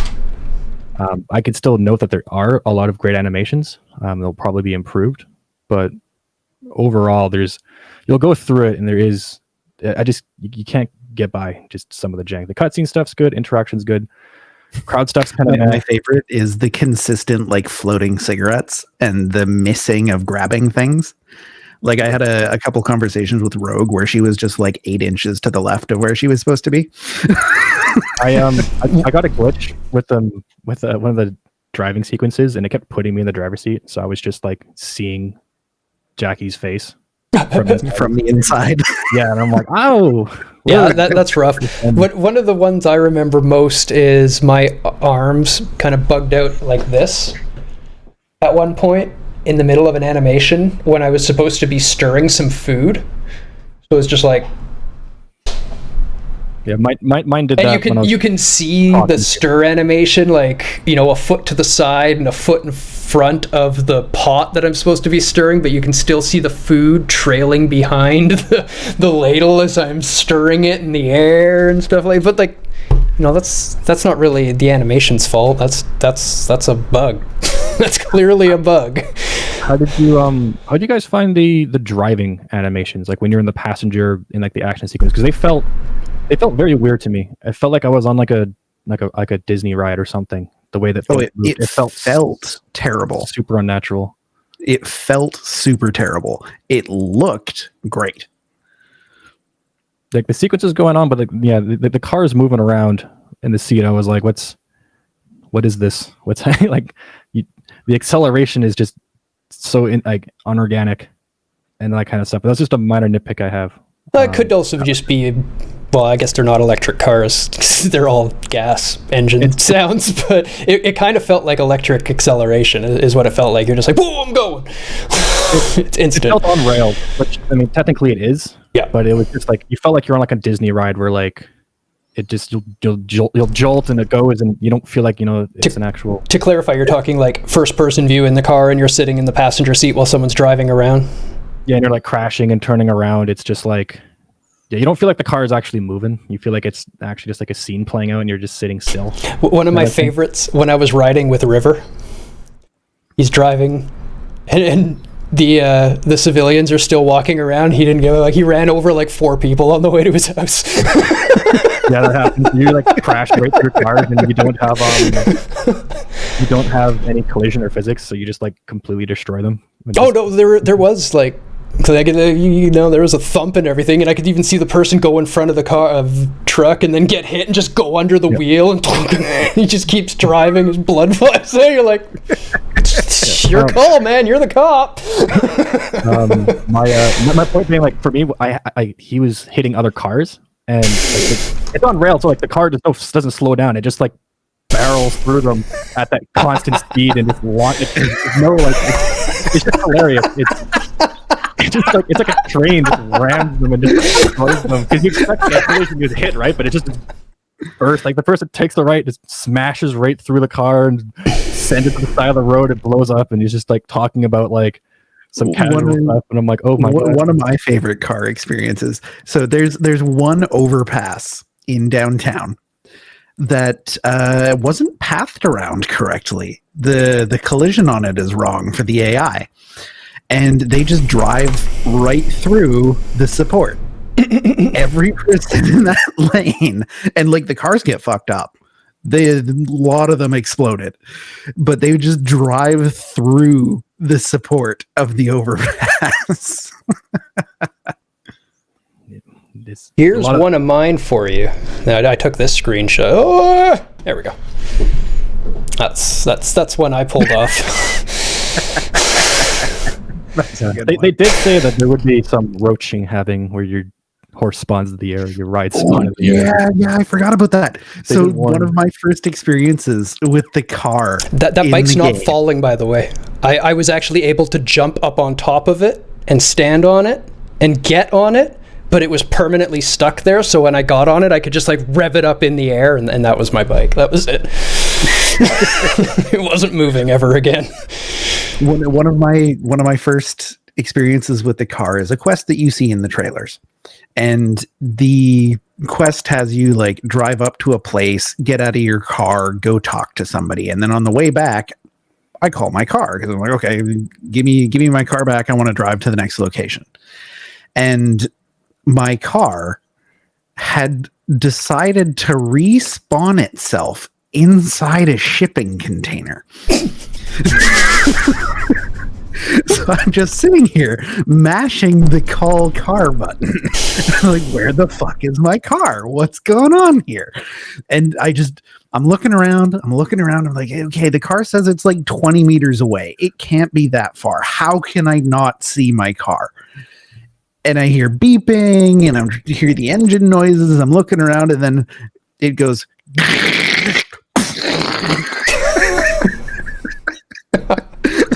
I know it fucking blew itself up on a shipping crate.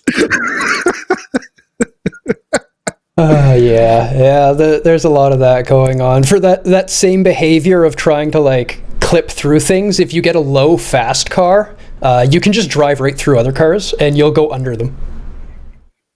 Like I would just plow into the back of them and just like see myself slide under their wheels and just pop out on the other side and keep going. I was just like, yeah, it works. That's good enough. You can do that in GTA, but at least in GTA you like turn into a ramp, so you just like send the car flying by the road, and it's so satisfying to do. Like if there's a person driving a big truck and you're driving like a sports car, you just like uplift them and yeet them off the road. I'm like, yes. Yeah, this is more like you like dip into the ground and pop out below them, or become infinitely flat and then re-expand on the other side, because their vehicle doesn't really move. You just get some metal bits and springs flying out as you go through. The physics are so jank. You just collisions get hard. Anyways, style. Yeah. I'm conflicted on this. This is one that I thought would be an easy good for me, and now I'm conflicted because it's pretty, but I don't know if that's enough. It's pretty. It's consistent. Pretty. But it's a little too consistent. Like it hits all of our check boxes, but I still wouldn't give it a good. Because there's no originality to it, really. The only real like stylism you get is in the commercials. Otherwise, it's just a grimy city. Fabulous. Yeah, like we've already said it time and time again. The commercials are the best part, like possibly of the game. I think. Maybe one of the kind of unwritten guidelines that we've always talked about is just the originality part of style. Yeah. And, that's kind of what style... When you talk about someone's style, you're always going to be talking about, the originality. Because if it's not original, then it's not their style. It's someone else's style. They're just using it. So everything is consistent. It's good. It's just... It's not fresh. It's not a fresh take on it. There's nothing... consistent. It's pretty... It didn't hurt the gameplay. It is nothing original or unique. It lacked flavor. Yeah, like there's a lot of improvements that could be made from just like a bunch of the guns have a nice kind of fresh take, but it's not that fresh for the sci-fi world, and even clothing and all that stuff and buildings and cars. Like it's all none of it's stood out too much to me of like, this is Cyberpunk, this is it. It's hard for me to even get like a proper color profile from what's going on. Yeah, it's definitely a Cyberpunk world, but it was very vanilla, a very vanilla Cyberpunk world. So random question before we get into music, did you guys find any variant silencers? Yep. I found precisely one kind of silencer for the whole game. I got 3, but I went looking for them because I really used my silencer a lot. I ended up finding a nice blue one that gave no additional crit chance, but only 15% damage reduction and like 3 or 4 times headshot damage. Because I only found one and like varying qualities of that one. Oh yeah, I found 2 different types. In varying quality. There was just the block. There's the there's the square one, which is white, but then there's a triangle one and a circular one that can come in green and blue. The square one can also come in variants. Oh, I never saw it in anything other than white, so it's just the white silencer to me all the time.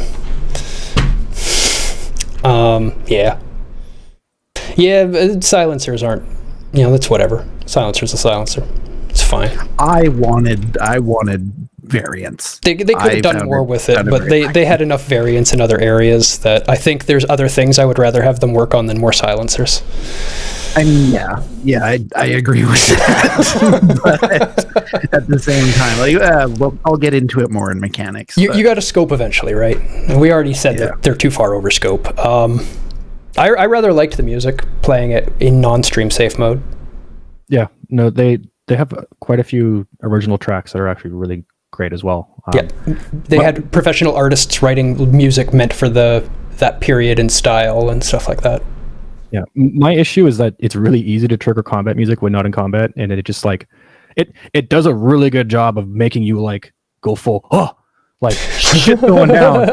But this is more of a bug, not on the musical score, so I'm still fine with giving it a good. But I'm like, that's how I noticed. I'm like, man, it's like I'm intense. I'm fucking ready to go. I'm ready to throw down. But like, I just walked into like a newspaper stand and broke it and scared the crowd. So that triggered the like, it's go time. And I'm like, okay, well, the music's really good. It just unfortunately due to a bug played at an inappropriate time. Yeah. That's bug. Again, Yeah. that we've already put a bad there, so we know that there's bugs and they're bad. But I even had my choice of radio station. I had know what radio stations play what music. I liked some. I didn't like some. Yeah. Is the radio any good? Because I just found it super annoying, so I turned it off in every vehicle I got into. I liked the voxel channel, and I liked the ritual channel, which was a lot of death metal and stuff. That kind of boils down back to a user experience thing, and we'll talk about that in a bit. But the quality of the music in that stuff was actually pretty good. It's just the way to get to the good content sucks, which is annoying. And we'll talk about that in mechanics and bugs. Yeah, because I did really like the combat music. I love the combat music, but it's basically the only music I heard in the game. Yeah, there's the ambient stuff for the clubs and stuff too was pretty good. Yeah, the clubs gave a really good feel. Felt like I was in a club, proper club music. Felt future. I liked the volumes. I really liked the changes of volume and music in different areas and stuff too to create feel and aesthetic. Mm-hmm. Yeah, if you're using the uncompressed or uncompressed version of the audio, if you're using the studio reference setting, sounds great. Oh, it sounds so good. Okay. Voice acting.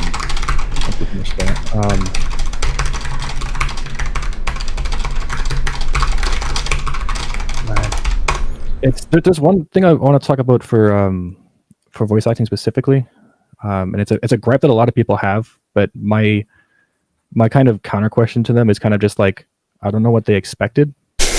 Yeah, and that's in regards to Keanu Reeves' performance. I think Keanu Reeves played Keanu Reeves, and if you've watched The Matrix, if you've watched John Wick, if you've watched his movies... Johnny Mnemonic. If you haven't seen Johnny Mnemonic, what the hell are you doing? Go watch that movie, Rage.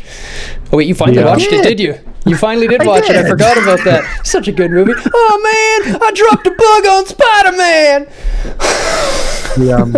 Yeah, so I've seen a bunch of people talking about his performance, and he's he's kind of fall flat, and it's I can see why they think that, but it might have been my expectations because I just expected him to just have his John Wick talking tone through the whole thing, and his Matrix talking tone, and that's what it is. And I'm assuming they grabbed him for that. I can get maybe why there's certain parts in the arc, and it's in the trailer as well, where Johnny gets anger and he's yelling, and there's not.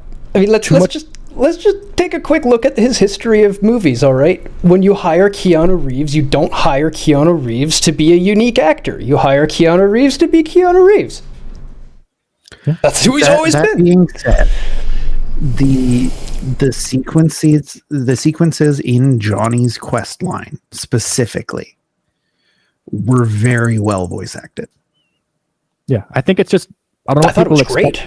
Yeah, it's one of the things of I guess they were expecting a lot more emotion, but that's not the character that's supposed to be being portrayed by Johnny. He is supposed to be that kind of monotone, not taking anything serious. This is just how I talk. I have just my one mode. Keanu Reeves aside, Johnny Silverhand is an apathetic piece of shit.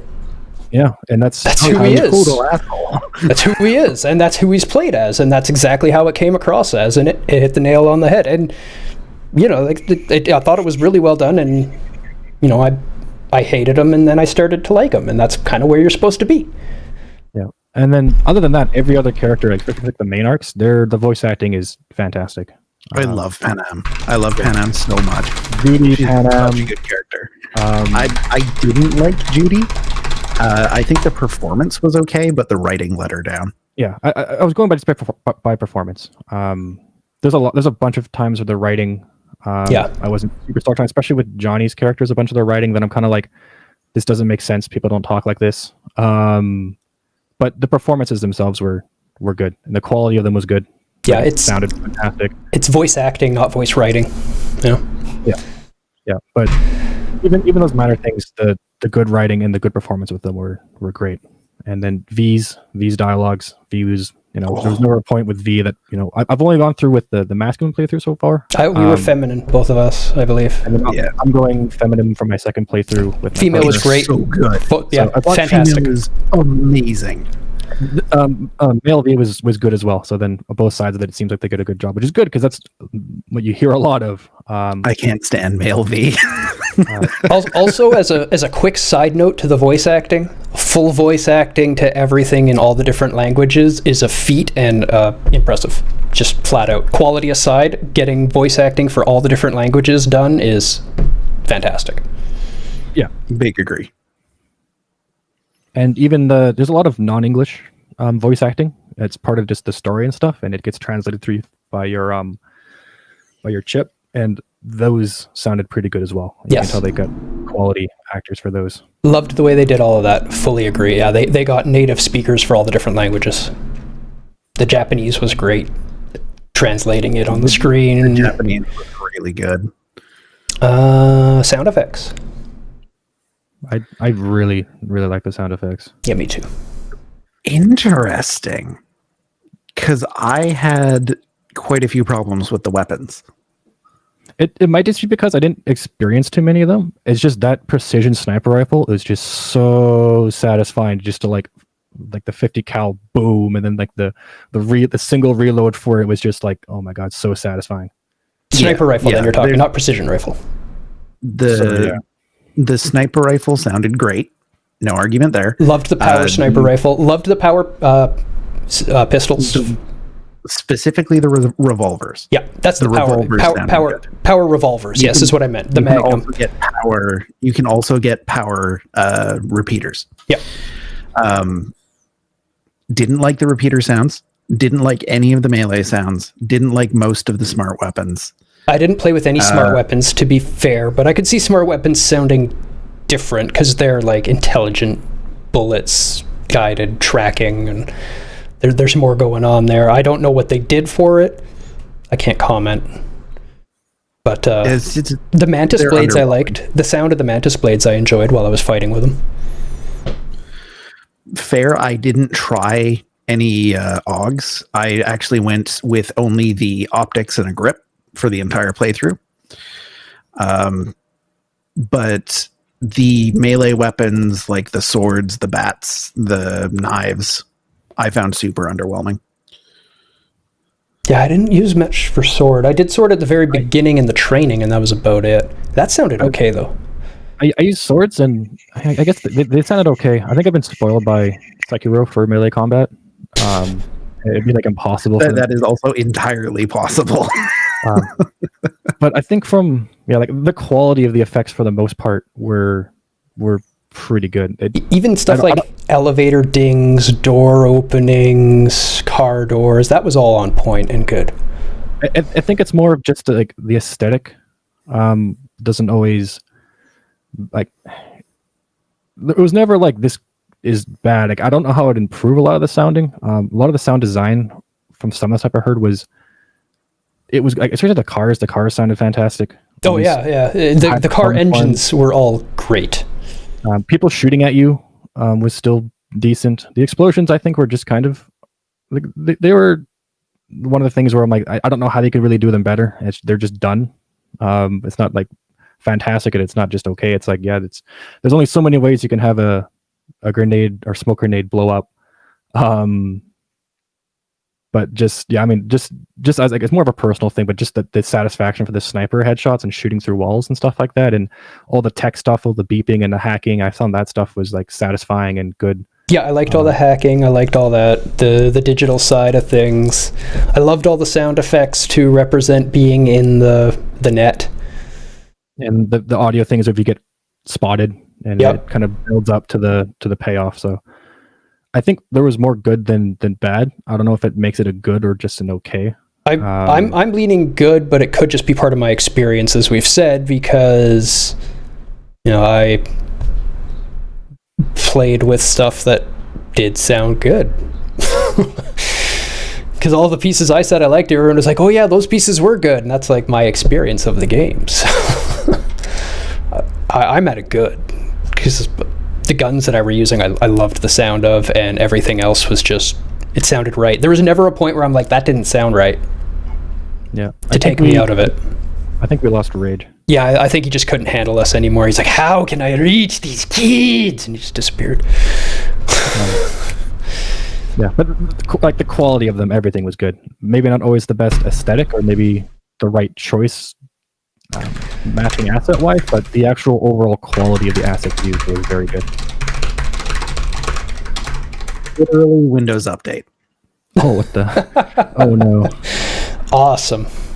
That AI that detects when you're not doing something. We ended up on good, and some sounds could be improved, but overall quality of all sound effects was very good.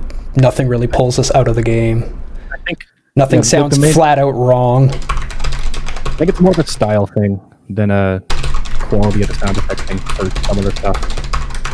Yeah, I would say that for the most part, like the overall Foley art was very, very good.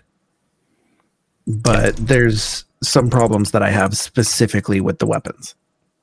Yeah, and we've got it said and stated that, you know, some of the weapons maybe not as good as others verbally. Yeah. But some of the weapons were fantastic. Like Suda was saying, the power sniper rifle with the single shot reload, where you can actually hear the shell pop out and hear your reload if you stay zoomed in to give you audio cues on when you can fire again and stuff like that was great. AI. Oh my. Bad. Oops, that's not the right one. Must have been AI making the choice. I could talk about this for so long. But yeah, we don't have forever anymore, but oh man, AI, what are you doing? I was going to say, is this 2004 and a PlayStation 2? Is this the 2004 PS2 still? I guess just every enemy, you can very easily by accident break their AI. The pathing is absolutely terrible. If you're having issues with an enemy, walk up the stairs. That's all that needs to be said. That'll break everything, and you can just stand there and kill them. Or walk in front of a box, and they just... Oh, yes. That was one of my favorites. Thank you for reminding me of that video you did, Pseudo. He showed early on that there was a melee character trying to kill him, and a box between him and the melee character, so the melee character opted to roll over the box towards him, and in the time of the roll animation, he walked around the box to the other side, which prompted it to go back over the box. So he walked around to the other side and literally just kept doing this, and the enemy never attacked him. Just rolled over the box over and over and over as he pumped ammo into the ammo sponge because it was higher level, but because the only decision the AI could make is roll over the box, he won. Yeah, like it just changed it completely. And like it would one shot me because it was a very dangerous event that you were supposed to do, and then it was unintentional. I just rolled over and I moved out of the way and I saw it rolled over again. I'm like, oh, this is Outlast. Okay. I mean, I don't have to aim. And my mouse battery died during this. Like in the video I posted, I started like shaking my mouse around because it wasn't moving. And I'm like, oh, I guess I don't need to aim anyways. As long as I can just like kind of turn and look, I can just spray. But it goes on to like most other stuff, and the driving is, oh my god, you walk the streets and you're like, what are these cars doing? And even when you're a passenger, even the passenger, or not even the pedestrians. Like, I get on my bike and everyone within 10 feet of me panics and runs into walls like I'm about to kill them. I've even had cops aggro onto me because I got onto my vehicle. Mm-hmm. Yeah. And I had a bunch of bugs, which is bug, but also AI, where just walking past cops would cause them to aggro on me, and because they were such high level, I'd just be walking along doing nothing, and all of a sudden they just shoot me and one-shot me. That was it. Dead. And for like the sneaking, it made it just so broken because the AI is so dumb. Yeah, escaping cops, you just drive in a straight line, and the cops will clip out of existence, and you'll be fine. Turn the corner, you crouch, and they're like, ah, shit. You jump up. They disappeared. The stealth thing, you just I'm just going to walk. Oh, they see me. I'm going to crouch. I'm just going to turn the corner, and they're standing side by side. I'm going to grab his buddy. He's going to go, ah, and the other guy's not going to care. I can choke him out. And sometimes they would glitch out where like I'd stand behind them and I couldn't grab them in time, or they would do like a quick 180 and just like cap me. But like for the most part, like it kind of made it at least fun for me in a bit. It's like, oh, how can I break the AI this time of just like, let's distract enemies, and then sometimes they wouldn't get distracted because if you distracted enemies and they saw you for half a second, it would cancel their walk up to the thing and get distracted. They would just stand there and like go full like sponge gar on alert and then just stand back like nothing happened. You're like, well, I just wasted some RAM. Yeah, no, the AI pathing is terrible. Behavior trees are terrible. You can immediately tell that it's artificial. Yeah, it's way more artificial. It was fun for us because we could break it in janky, silly ways and enjoy the janky, silly break, but it is completely immersion breaking. Completely. Accessibility was good, though. Yeah, I completely agree. They have every option. What more would you want? Apparently, they don't work well. And also... They're there and they should work, but they're buggy. I'll have to follow up on this, but I'm seeing some complaints that, unfortunately, due to the items being color-coded, some of the colorblind modes don't help it too much. They're like, okay, we can see it, the color, but apparently sometimes it's still hard to distinguish like what is the difference. It might be nice. It would have been nice maybe to have a different symbol that's on the ground rather than a color-coded box each time. That's fair. That would be nice, yeah. Because like there are people who are, if you're completely colorblind, there's no options are going to help you when it's a but complete colorblindness is like a point, less than 1% of the world's population. Yeah, but it's still there is the thing, and it's like even people who are more common forms of colorblind, like there's some of those options are still just going to kind of blend. Or the main issue I have was the seizure warning didn't come until later. It gave that's a big fuck up on their part. I agree, but there was a reviewer that got a seizure from it, and it wasn't until that happened that they fixed it. Like it took a reviewer actually having a seizure before they properly put in that. Well, they put a warning on, and they also changed the BD animation right away. Yeah. Like I could see right away, like it's talking about rapidly pulsating white and red flashing lights in the BD, and by the time I got to it on day one, it was just like a couple little flashes from the white lights. The red light was just kind of constant. It was greatly toned down by the time the public got their hands on it. But it was legit like the thing that like medical professionals used to test for it. My problem with it is that there was an opportunity, there still is an opportunity that someone playing this alone at their desk is going to get triggered by this, or have an episode. And that's a bit terrifying. I understand the design aesthetic for it and having like the warning in there, but like there's a bit of responsibility that comes with this. I think they just didn't know, honestly. Yeah, and that's a problem. The pipe that worked on that didn't have any people that suffered from epilepsy. Yeah, and there was just an unknown in there, and I've never heard of this issue in like. I've seen this issue with like older games and stuff and old TV shows, but it hasn't been an issue for a long time. I'm willing to give them the benefit of the doubt that they realized it and had it fixed before it came out, and I'm glad that the poor reviewer that did have a seizure from it was not permanently affected and had people around him to help him at the time. I don't know if that excuses it in my eyes, because it went gold with it is my problem. And if that reviewer didn't have that and pull the attention to it, it would have went to the public. And not knowing about a disability and an accessibility doesn't excuse them for not adding it.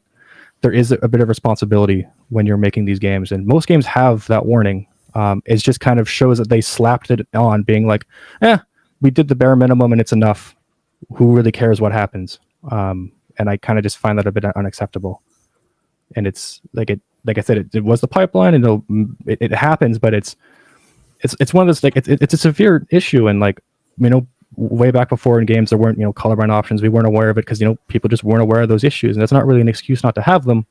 We give them a bit of leeway because sure enough, it wasn't brought up into the public realm, but like to have it that severe and actually have a game that could really cause some damage, and have it go that far, like there's other stuff that we could be missing as well that be causing people issues. And it really wasn't a good look. But the version that we played and actually experienced did have that fixed. Maybe. Well, I saw the BD animations that they were talking about, and I saw the BD animations in the game I played, and they were greatly toned down. The red blinking was gone. The white blinking was like more than half reduced. It was a much shorter experience of it. It was more like just white lights. My understanding was that copy that got sent to reviewers was part of the gold one. So if you're missing that day one patch, there might be a patch of the game that doesn't have it.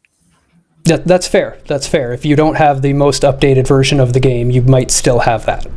Yeah, that was my problem with it, is that like it took the reviewer, it took someone happening it. It doesn't matter if it's a reviewer or if it was the general public. It took someone actually having like a very major reaction to it before they could act. And I mean, like, I don't want to just completely call them out. This is just more of like an industry-wide thing of like, we really need standards. Like, we really need accessibility standards that games need to adhere to. There needs to be certification, there needs to be a list of like, that's the thing, right? We do have those standards. It's just that there's nothing saying that you have to adhere to them.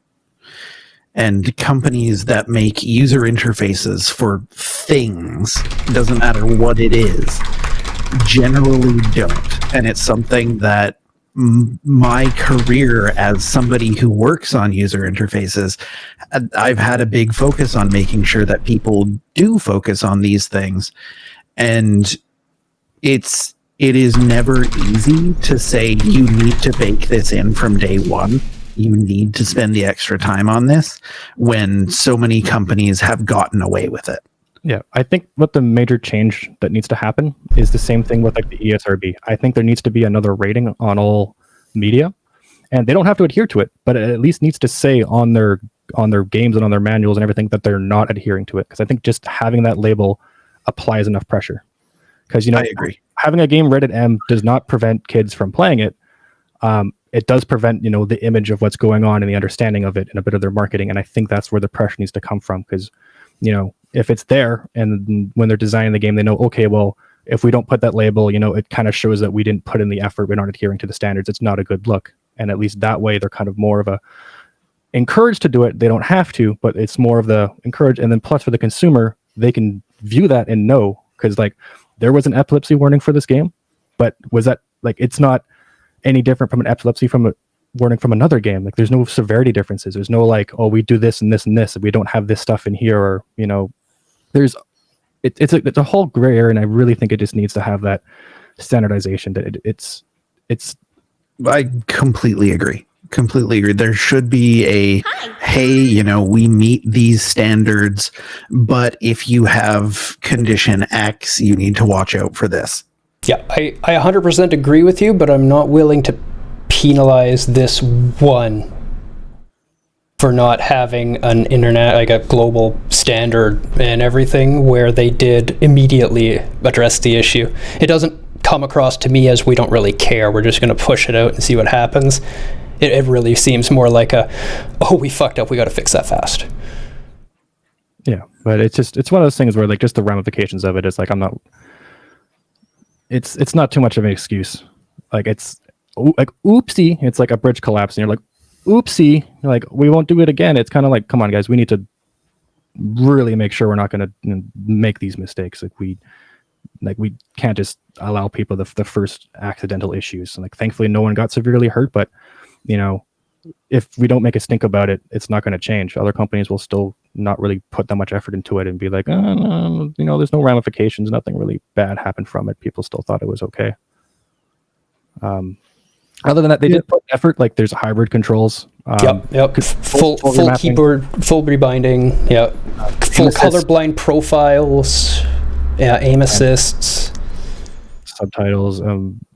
Individual sliders, and I mean, control over the FOV slider, my favorite. Yeah, so they definitely put a lot of effort into it, so I do really appreciate that. And it was just unfortunately one big stink, one glaring omission. One massive miss did happen, but I'm looking at it as reviewing the version that I played, and it was good.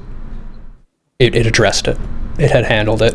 I noticed it right away because I was aware. I'd seen the story and I'd seen the animation from the old BD machine and how it was causing the seizures. So when I got the first BD, I was watching for that and wanted to see how crazy bad it really was. And I was like, oh, this is way toned down already.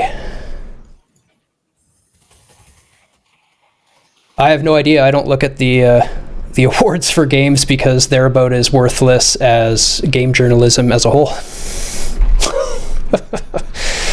I mean, I wasn't gonna say it, but because we're sitting here doing game journalism. But yes, what we're doing here, fucking worthless.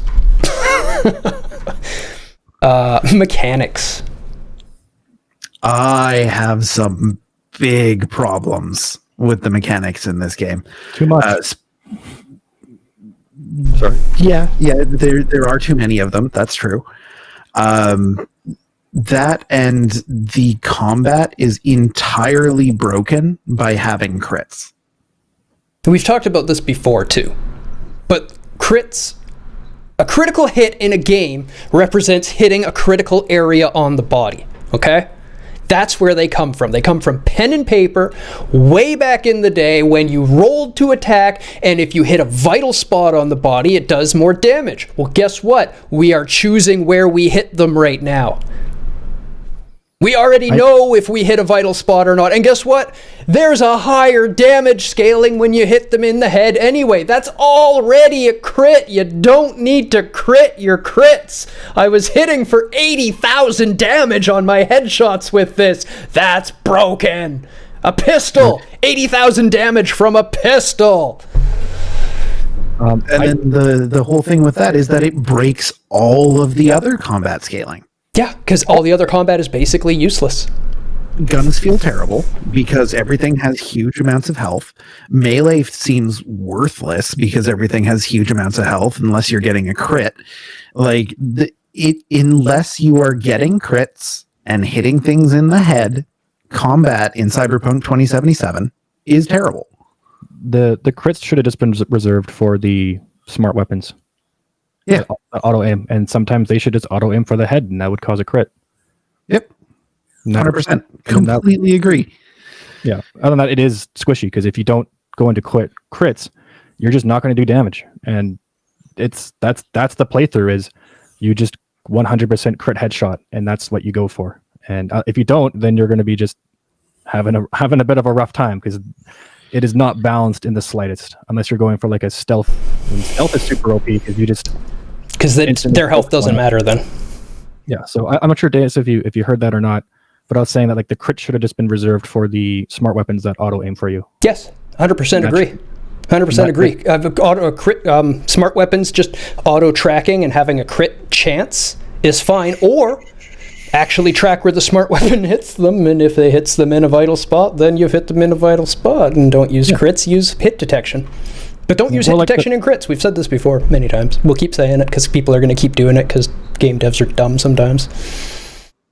It's just the trope of the stat shooter, where they want to reward. It's designed from wanting to reward first person mechanics, being able to aim well, but also wanting to reward those who spec into stats. And it's like, well, you can't really do both too well. No. There are ways to do it, but crit is one of the least ways because then it just gets broken, and you find that in game testing, and then you try to account for it, but then you just leave out every other playstyle. What ended up happening is they had to jack up health so much to account for the crits to not just break the game instantly that the game became super, super spongy at the start. And like I was like super spongy at the start where I'm like, oh man, I'm glad I played on normal because I already had to shoot that guy in the head 5 times to take him down. And the guns felt fucking horrible at low levels. Yeah. I was trying to figure out what was going on at first. I'm like, man, what's going on? It's just because I couldn't see down the sights properly, combined with there's so much auto sway at lower levels that like you're trying to even just get headshots, and you're like, oh my god, just why is my guy just like shaking around everywhere? Like this is kind of frustrating. And it was they were trying to create that feeling of progression. Like you're getting better with the gun as you go, but then at the beginning you're like, what? Have I never fired a gun before? Honestly, like I wasn't just born. I've lived in this city for a while. I already have a gun. I'm sure I know how to use it. Come on now, let me just use it. Honestly, I feel like this game, if it was made by Obsidian, would have been I would have loved like a VAT system where like you're in your tagging mode and you'd mark the head, and then all of a sudden now it makes sense that it's a bit easier to aim for the head or something like that, or you can like mark a critical section, and then if you hit it, you get the crit on it. Like I don't know it. You mean a skill-based crit? It's so I don't know, like it's yeah, it's the combat is it gets entertaining enough when you figure out what works for you. But overall, it's not. There's not much depth to it. I disagree. I think it's bland and uninteresting the whole game. And honestly, like if it wasn't for how strong the story is in this game, I would have stopped playing an hour in. The game felt fucking terrible to play. Yeah, I spent my first couple hours just running around exploring, and I think it's just because I found that sniper pretty early, and I didn't expose myself to too much. If I had to do some of the melee, I would have been a lot more angry. I never really used the pistols because like, they are kind of just useless. So it's like the person's mileage may vary, and like the only reason that playthrough for me was enjoyable was probably because I played a whole lot of FPSs, and it's really easy for me to pull off those headshots. If I couldn't pull off those headshots, or if I was using a controller, I probably would have hated it. It would have been like frustrating. I'm just holding R until they slowly go down, and then I die in a couple shots. And I agree that there's a certain small subset that can have a lot of fun and enjoy it, but a great majority of it is just going to be very spongy and kind of just time wasting. I basically found there was two states to the combat. There was super spongy, and then there was I've finished my build and everything dies in one hit. And there was not really a time where I felt that the combat was well tuned and engaging. It was either I walk into the place and shoot everything in the face once and it dies and I'm done and that's it, or I walk in and shoot for half an hour on each target until they die, and just sitting there thinking, why are you so spongy? And that was my experience. As a bit of context for how awful the guns feel at low levels, I spent multiple hours trying to tune control settings on my PC because I thought something was wrong. So are we at an okay on mechanics still, or you want to go down to a bad? Honestly, I think it was bad, but there are a lot of systems in the game that I didn't experience because I didn't think I would like them, so I didn't try them. Yeah, it's one of those things. There's just too much, and like it's definitely nowhere near good. But there's definitely nowhere near good. There's too much, but there's a lot of stuff that I really enjoyed. Like a lot of the net running stuff, I quite enjoyed. I like being able to quick hack and sneak around. Yeah, I love how they handled the hacking. I thought that was a beautiful representation of cyberpunk hacking, and using it as almost the magic system in the game was an interesting take. I did a lot of the content without shooting guns. The Pacifica Voodoo Boy thing, I did that entire part without shooting my gun. I didn't even fight the boss. I killed everybody in the mall. I snuck by it, and like I could have, but it might have just been subconsciously that I know that I just have the sniper, and it kind of takes time for me to hide back and pick everyone off and do that kind of stuff. And I got a pretty strong power rifle too that I could charge up and would do damage, but like I found more enjoyment sneaking and finding the ways around. And it's one of those things where there's just too much content. Some of it is unpolished, and not everyone's going to find it. That experience is going to vary. It's going to hard to put it on a scale, because it's like you can play 80 hours and you can play a completely different game than I played. Like my experience is through, because like I snuck through, and that leads to like a whole different experience than shooting. And I don't think that's really a good thing. I understand why it's there, but like there's not really any reward for it either, which kind of frustrated me, because usually you get some bonus content if you snuck all the way through it. But all it is just that, like, congratulations, you missed out on a bunch of experience and some action. Yep. I'm like, oh, okay. Like even like the last bit when you're trying to, I won't spoil it too much, but you drive into a place and you're trying to get someone.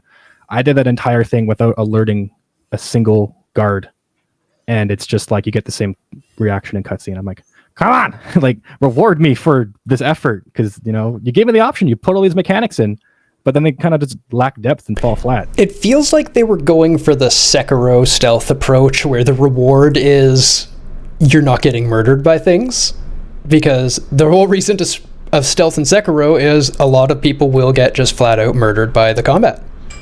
Yeah, it's not easy, but there's no reason to. Like we said, you can just, I can sneak by you, or I can bang. There we go, you're dead. I'm just gonna put your body over here now, and I'll just keep going, and that's it. That's the effect of it. I didn't expect. I had 4 cool the entire playthrough. I had 4 cool and ended up just playing stealth. So I had the build to just murder hobo everybody, which ended up happening if my stealth broke. But like, yeah, it was just like there's too many mechanics, and you just throw your eggs on. Even then, like in cool, the only thing it really gives you for stealth gameplay is there's 2 or 3 points you can spend to make how long it takes for them to notice you longer. Otherwise, most of the stuff in cool didn't really matter. It was just doing more damage. All of it. Cool isn't really a stealth build, it's a crit damage build, is what cool is. Yeah, and like stealth damage is kind of weird because like if you don't kill them in the one shot, you're no longer stealthed. And then if you don't kill them in the one shot, you've done something incredibly wrong, though. Like, seriously. Yeah, but like, for certain enemies that'll happen, and like sometimes people stand side by side, and like it just happens, right? And my point of it being is that if there's going to be a stealth thing, you need to have mechanics to account for that, rather than I just run murder hobo build and then I can stealth, and if my stealth fails, I can fall back on my ability to one shot everyone. There's no risk for me in the stealth. That's why I kept doing it. Oh, I'll stealth as long as I can before I get caught, and then let's go loud with no repercussions. It just suffers from there's too much, and it wasn't defined or polished or restricted enough. They tried to do too much, and nothing. Like, I would have liked smaller. I would have liked it. Maybe it's just Netrunner stealth build and then brawler build, and that's it. Or like go loud or go stealth. And constrain it that way, or I don't know. There's a lot of improvements that can be made. Yeah. Where do you sit then? Are you at an okay or are you at a bad? I'm more at okay because I really did enjoy a lot of the stuff the game had to offer. A lot of the net hacking stuff was really cool. A lot of the augmented stuff was really cool. It just sucks that the guns feel like shit, but it didn't force you to use them at least. So yeah, well, the guns only feel like shit at the beginning. Thankfully, they do feel good later on once you've leveled it up. You didn't find so? I got fine later on. Okay. Yeah. I had 20 reflex. They felt okay. Well, you also have to level up the gun skill itself. Yeah, I had 20 handguns. Really? I never got up that high in handgun, but it didn't matter. I had 20. I think it was okay. Handguns just kind of suck, which is the unfortunate thing about it. And it's like, it really just comes down to like, there's just so much. And it's like, well, what's your experience going to be? Because depending on what you play, you get completely different games, unfortunately. And it'd be let's also not forget that this is CDPR's first shooter. I don't know if that excuses it. I'm not saying it excuses it. I'm not saying it excuses it at all.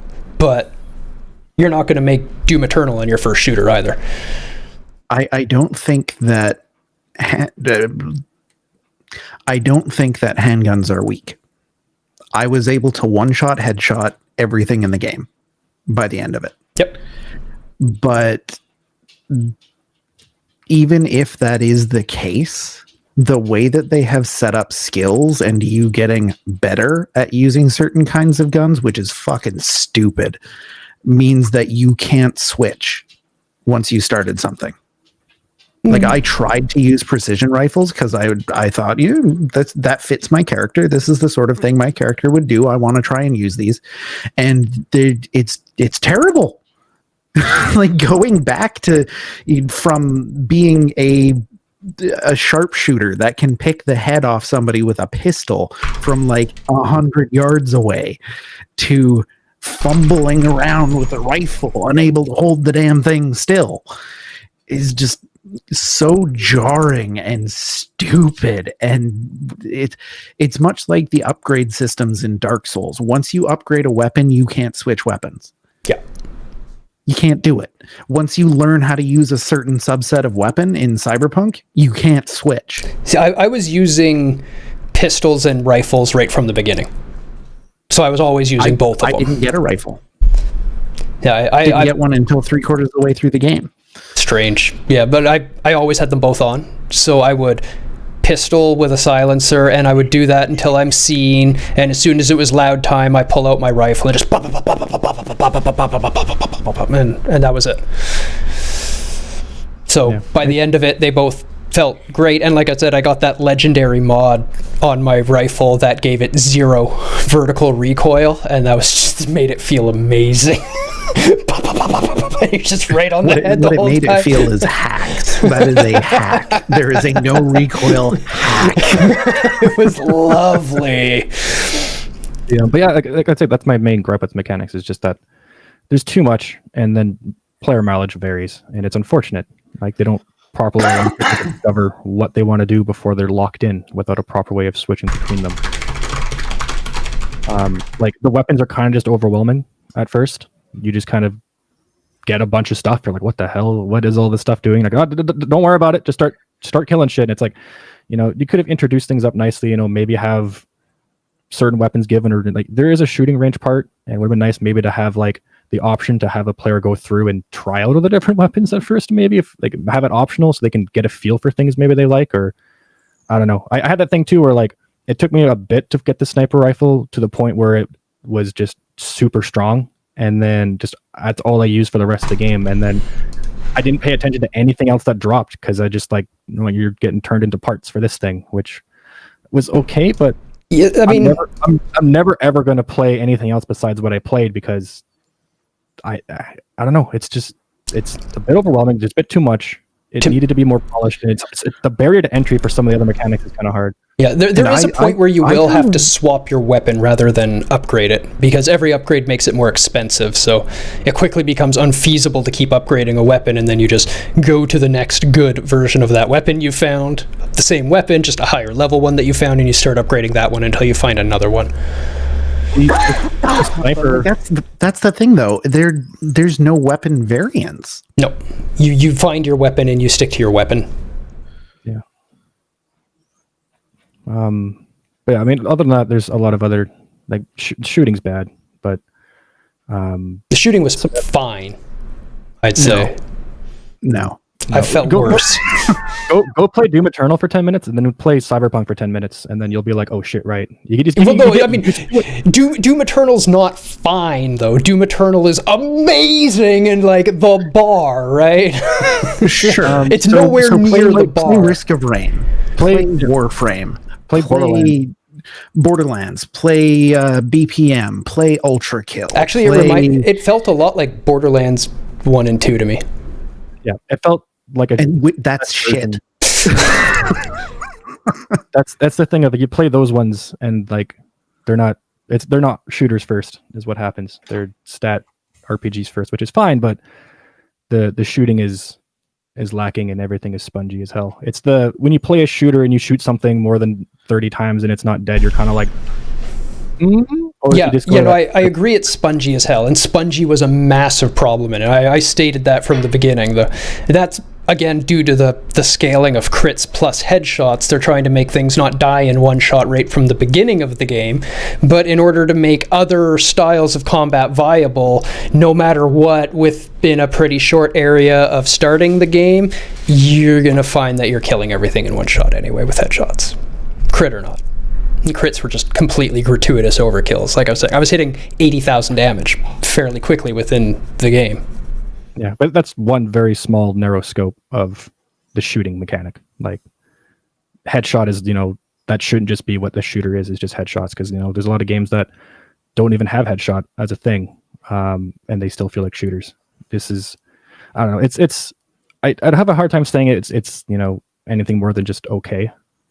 For that shooting stuff, and there's just like the one small section that I liked, which was just the scope in and headshot them felt fantastic, but there's so much variance in the game, and if you go try using the smart weapons for a while, and I'm like, this is just kind of stupid. You're just like holding click and it's like auto aiming at all the parts, and that takes forever, and it's like, why would anyone use this, and why is this here? Yeah, I didn't touch any of the smart weapons at all because I was like, why do I want it to aim for me? I can already shoot the head.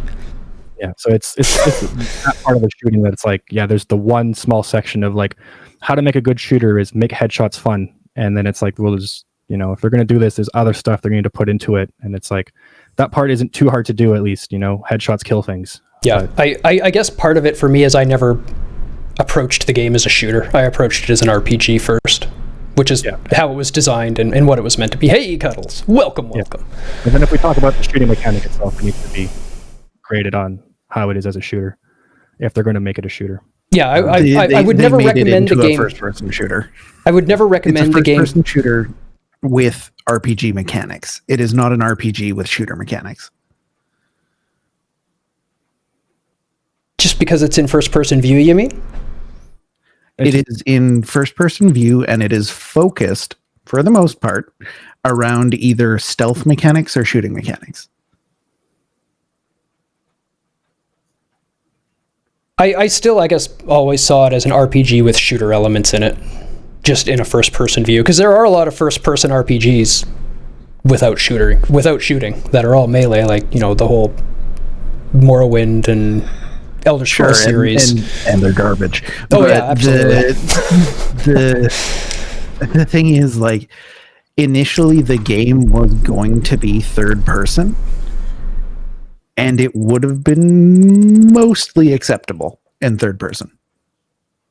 Interesting that's exactly what Val's asking right now as you're answering it. I think if they just kind of either committed to just being first person shooter with some RPG mechanics, but really flushing that out would have been better. It just, I don't know. The experience is it just falls a bit flat, and it's okay. It was still fun at least.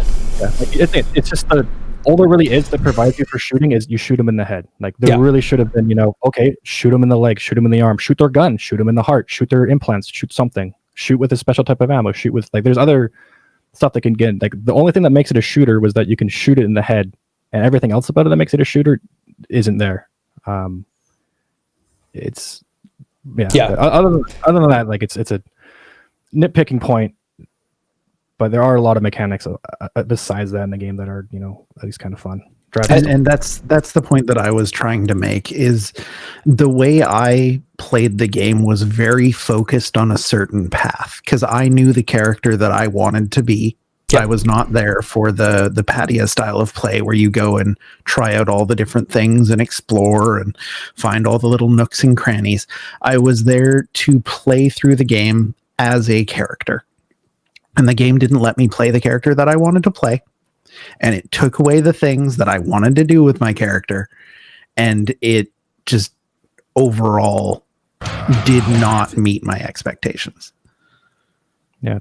The kind of problem with it is that it doesn't communicate that properly. Like, there's games where you can just, get that, I want to be this character, and then it can communicate to you early, being like, you're not going to be able to do that. And then you can adjust, being like, okay, that's fine. I'll play who you give me. But it gives you that illusion that you have that choice. And it's like, yeah, you can choose to do something besides crit headshot, but good luck, right? Yeah. To that point, the tiny bit I have played of Deus Ex here and there, I don't think the gunplay was much better in that. I would probably also hate it. Yeah, I imagine you would. And again, it's not not good. No. Yeah, I was trying to let somebody in, but then as I answered, they hung up. So I'm guessing somebody else was walking into the building, so they just walked in with them. So now our food's going to be stuck in the lobby because you can't get up to the floor that you want to go to if you don't buzz in. People do that all the time. They're like, oh, your elevator doesn't work. Yeah, it's because you snuck into our building. Yeah, I always have to put that in the delivery notes, being like, you must buzz to get floor access. And when they answer, I'm like, yes. But yeah, like, I honestly think the Outer Worlds gunplay was better. Yeah, I think it's all between. It's definitely better than Bethesda shooters. Like the Fallout series gunplay is just fucking awful, and it's not as good as how guns felt for me in Outer Worlds. I would have really liked more of the Outer Worlds style in this, where Outer Worlds kind of has a bit of the VATS system, not of like fully integrated, but there is a lot of like mechanics that you don't have to rely on just your ability to shoot. You can use these improvements and stuff like that. And like the slowdown mechanic is so annoying for the dodging in this game, because you just like, where am I going? Everything is slowing, and all of a sudden my aiming is just like, I don't know. There's enhancements they could have added that, if they wanted to make an RPG first and a shooter second, there's so much more they should have added to improve, and not rely on you to be able to shoot things. Like I said, there could have been something like that. There could have been more auto aiming. There could have been marking. There could have been just different style of weapons between gun and sword or gun and mantis blade. There could have just been, kill things right through hacking. You can kind of do it, but it's so expensive that it's hard to make it actually work properly. It does rely on shooting for like the part. Like, to do a no gun playthrough would be, I don't know if it would be too possible. Like, no, I don't know if there's enough. I think it would be possible. It would just really suck. Yeah, that's what I mean. Like, I don't think it's possible for someone to just do it. Like, yeah, I can't imagine. It would be a challenge run, not a choice of gameplay. There's not enough mechanics in the sense of the melee to be able to really negate that, because with melee you have to run in there, and if you're trying to run up to people with some of these guns, you're just going to get blown the hell up before you even get close. And there's some damage reduction, but there's not enough. And it would be cool, like maybe there is, and I just haven't discovered it, but like there was people glitching and teleporting at me with melee. I'm like, can I do the same thing where I slow down and like blink and spam forward? But I don't know. It definitely, will try to distance itself from being a shooter, but then heavily relies on shooting mechanics to carry it through the game. Let's leave it at okay. Yeah.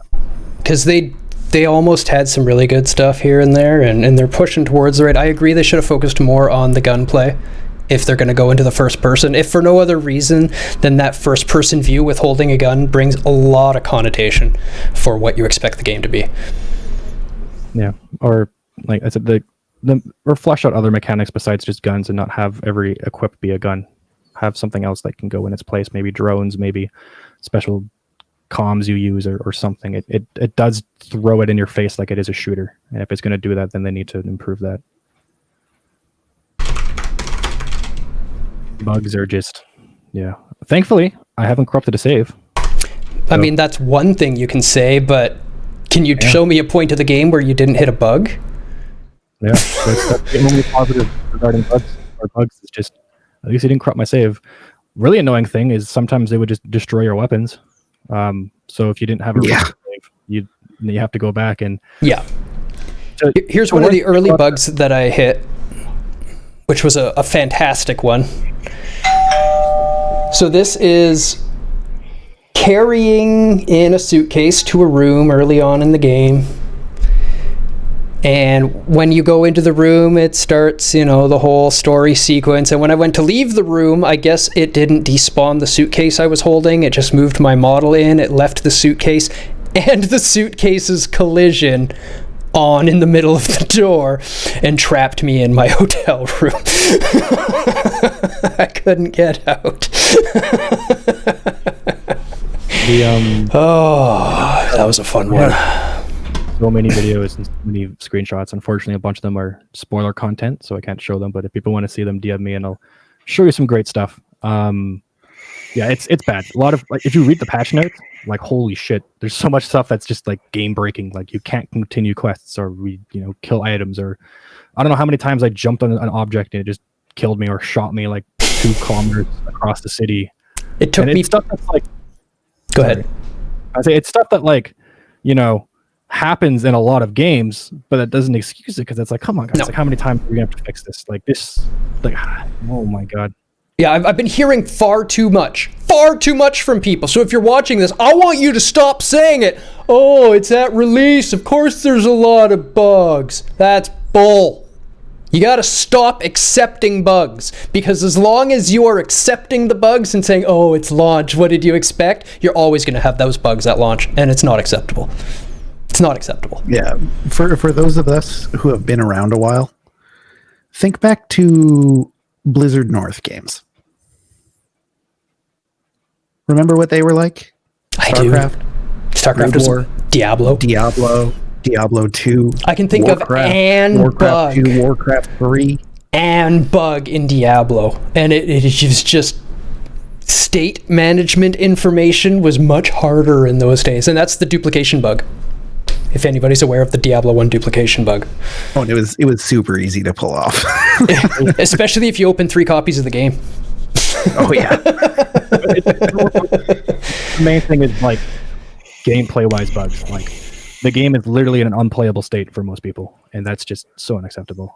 And this is a severe case right now, and it's being, pulled from stores for it, but there's games that weren't pulled from stores and people still kind of went along with it, like No Man's Sky, Fallout 76. They have these track record now of like, oh, we'll release it like shit and we'll fix it a year later and we'll praise them for fixing it. And it's like, no, Like, Yep. And we've sure been, they'll fix it, but like, come on, like they could have delayed it a year then and fixed it. Like, and if that's there's like we can't act like this is okay because it's just going to keep happening. And we've been preaching and saying it for a long time now. Stop pre-ordering your goddamn games. Stop. That's why you're getting such buggy games all the time. They've already sold it. They don't care anymore. They don't need to fix the bugs for launch. They've got your money. If nobody pre-ordered the game and it launched in a hot buggy mess and nobody bought it until they fixed their bugs, guess what? The next game they release, it's going to have a lot less bugs. A lot less bugs. And there is an accounting reason behind the bugs as well. When you pre-order a game, accountants cannot count that as realized revenue yet because you haven't completed the transaction. They haven't handed over the game, so that transaction cannot be completed. That revenue cannot be counted. So they are encouraged from a financial position, and companies are all about making money. Like there are some that legitimately have consumers' interests at heart. They're very few, but they're still motivated by money. And they cannot realize that revenue until they hand over the video game. So pushing a release date over the end of a fiscal year is fucking devastating financially. So they want to release as soon as possible after they take your money, whether or not it's any good. Yeah. Control. Bad. I lean on okay, but I'm not opposed to bad. I think it would be good without the gunplay crap because otherwise it was good. And the cars. Cars. And the crouching, Oh, the cars, and yeah. the interaction and the way that you talk to people and and the UI in general. Yeah, the UI was pretty bad. Yeah, okay. Gunplay sucked. C mechanics. Hard to loot items. Some items just unlootable. So annoying. I was like, what the hell's going on? And I was playing with my partner was watching, and she was just like, well, maybe you're not allowed to pick that up. And I was explaining, like, well, in proper game design, they would communicate that with some sort of restriction.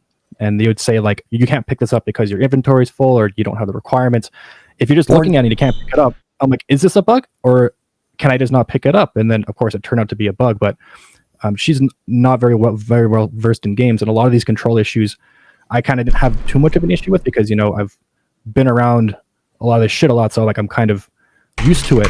But for, like, newer players and stuff, this stuff is, like, the control issues are crippling bad. Like, it is frustrating as hell if you can't aim a gun too well in this game. Like, it sucks.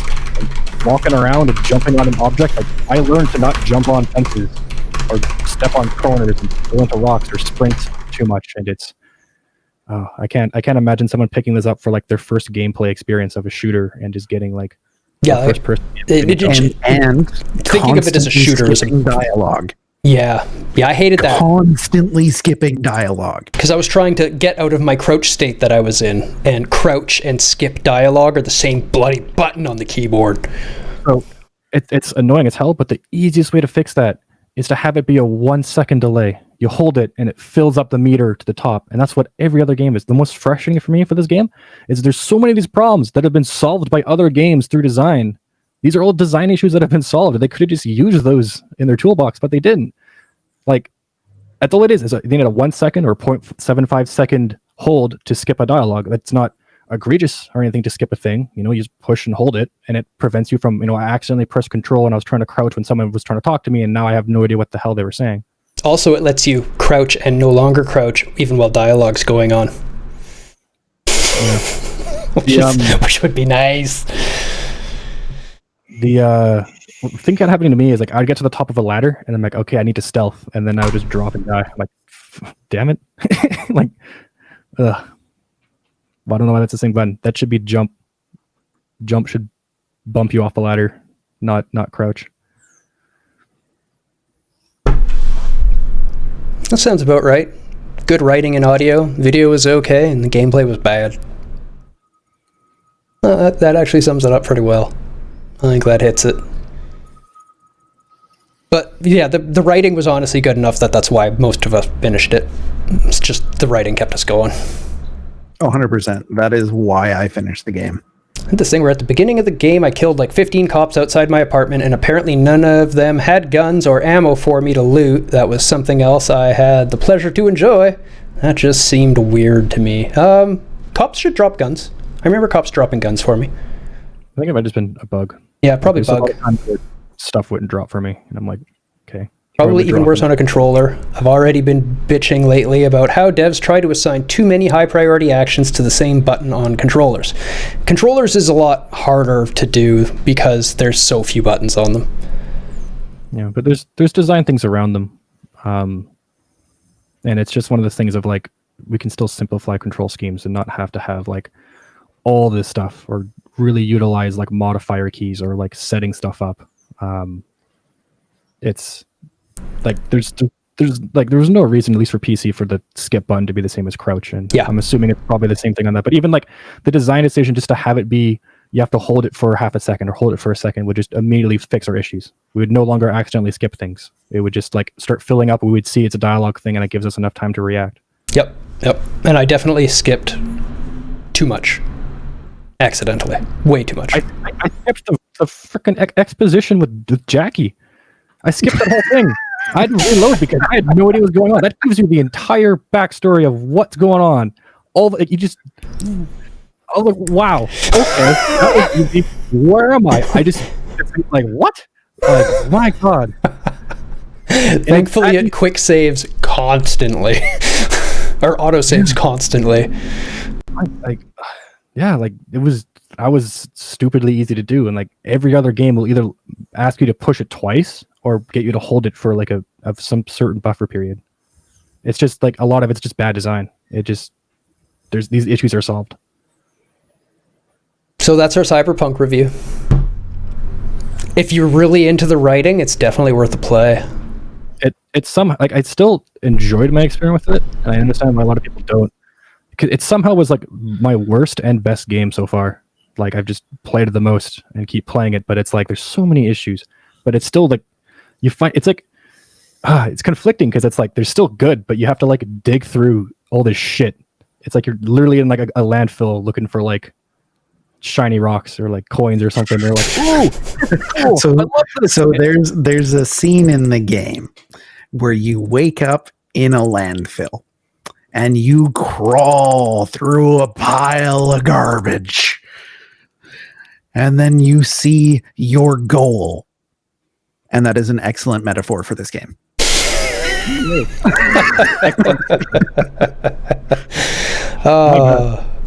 Yeah. But I did love the characters just so much. Oh, they're so good. They're so good. Yeah. And all those times where I was interacting with characters were just so enjoyable. This is a game where to recommend to people out there, if you're getting kind of frustrated with it, honestly, just throw it on easy and just play it for the characters. You know what? Like, don't play it on anything other than normal or easy anyway. The only thing you're going to do is jack up the sponginess. That's the only impact you're going to have on the game. I beat it on hard, and there was you don't get anything special. It's just like the game is. It's just to kind of like, the same thing of like you want a more challenging experience, but that challenge isn't very rewarding because it's not very fun to do. It's not even a challenge. It's just artificial hard. It's just you have to shoot it in the head more times and get hit less. Like for me, that's it. Like all it was is that like there was punishment if I didn't shoot him in the head, which didn't happen anyway. So I probably wouldn't have noticed if I played on like easy, normal, hard. So just put it on easy. It'll be more enjoyable. Things will die, and you'll get the story content you want. Yeah, less friction between you and the good parts on easy. Play it on easy or normal. Normal was frictionless for me. Yeah, normal. I played on normal. It was a lot of pissing me off in the beginning. And then once I started getting into some of the more developed characters, then I felt compelled to finish the game. I was actually in the middle of the ending sequence and Alt F4'd out of the game to come do the show. But the characters are really what made me finish this game. If it wasn't for how good the character writing is, if it wasn't for how well they play into the story, I wouldn't have finished it. And like I said, the main story itself, I did find actually fairly unique and interestingly original. You do have to dig into a lot of the side stuff to get the whole thing, but when you do get the whole thing, it's a well done Cyberpunk story. There's a lot more they could have done in depth wise, and we went all over all that, but as a core story, I took a lot of inspiration from it for future writings, which is one of the highest praises I can give it.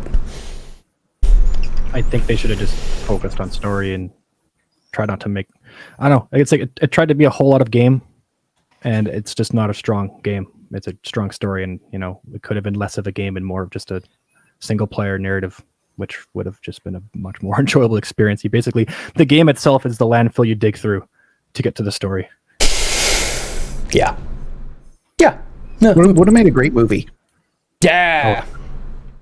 Yeah. Yeah, I think so. I think it's better. That's kind of, I think, why I liked it so much, because I found the story better than most of the Cyberpunk movies I've seen. Yeah, it's yeah. I think better than any Cyberpunk movie I've seen, except Johnny Mnemonic, because Johnny Mnemonic is perfect. There are words. There are words to describe Johnny Mnemonic. That is a word. Come on, Cyber Psycho Jesus. How can you go wrong? I didn't say it was the wrong word. This game needed a Cyber Psycho Jesus. I'm just saying. Okay. We went a half an hour longer to make up for not doing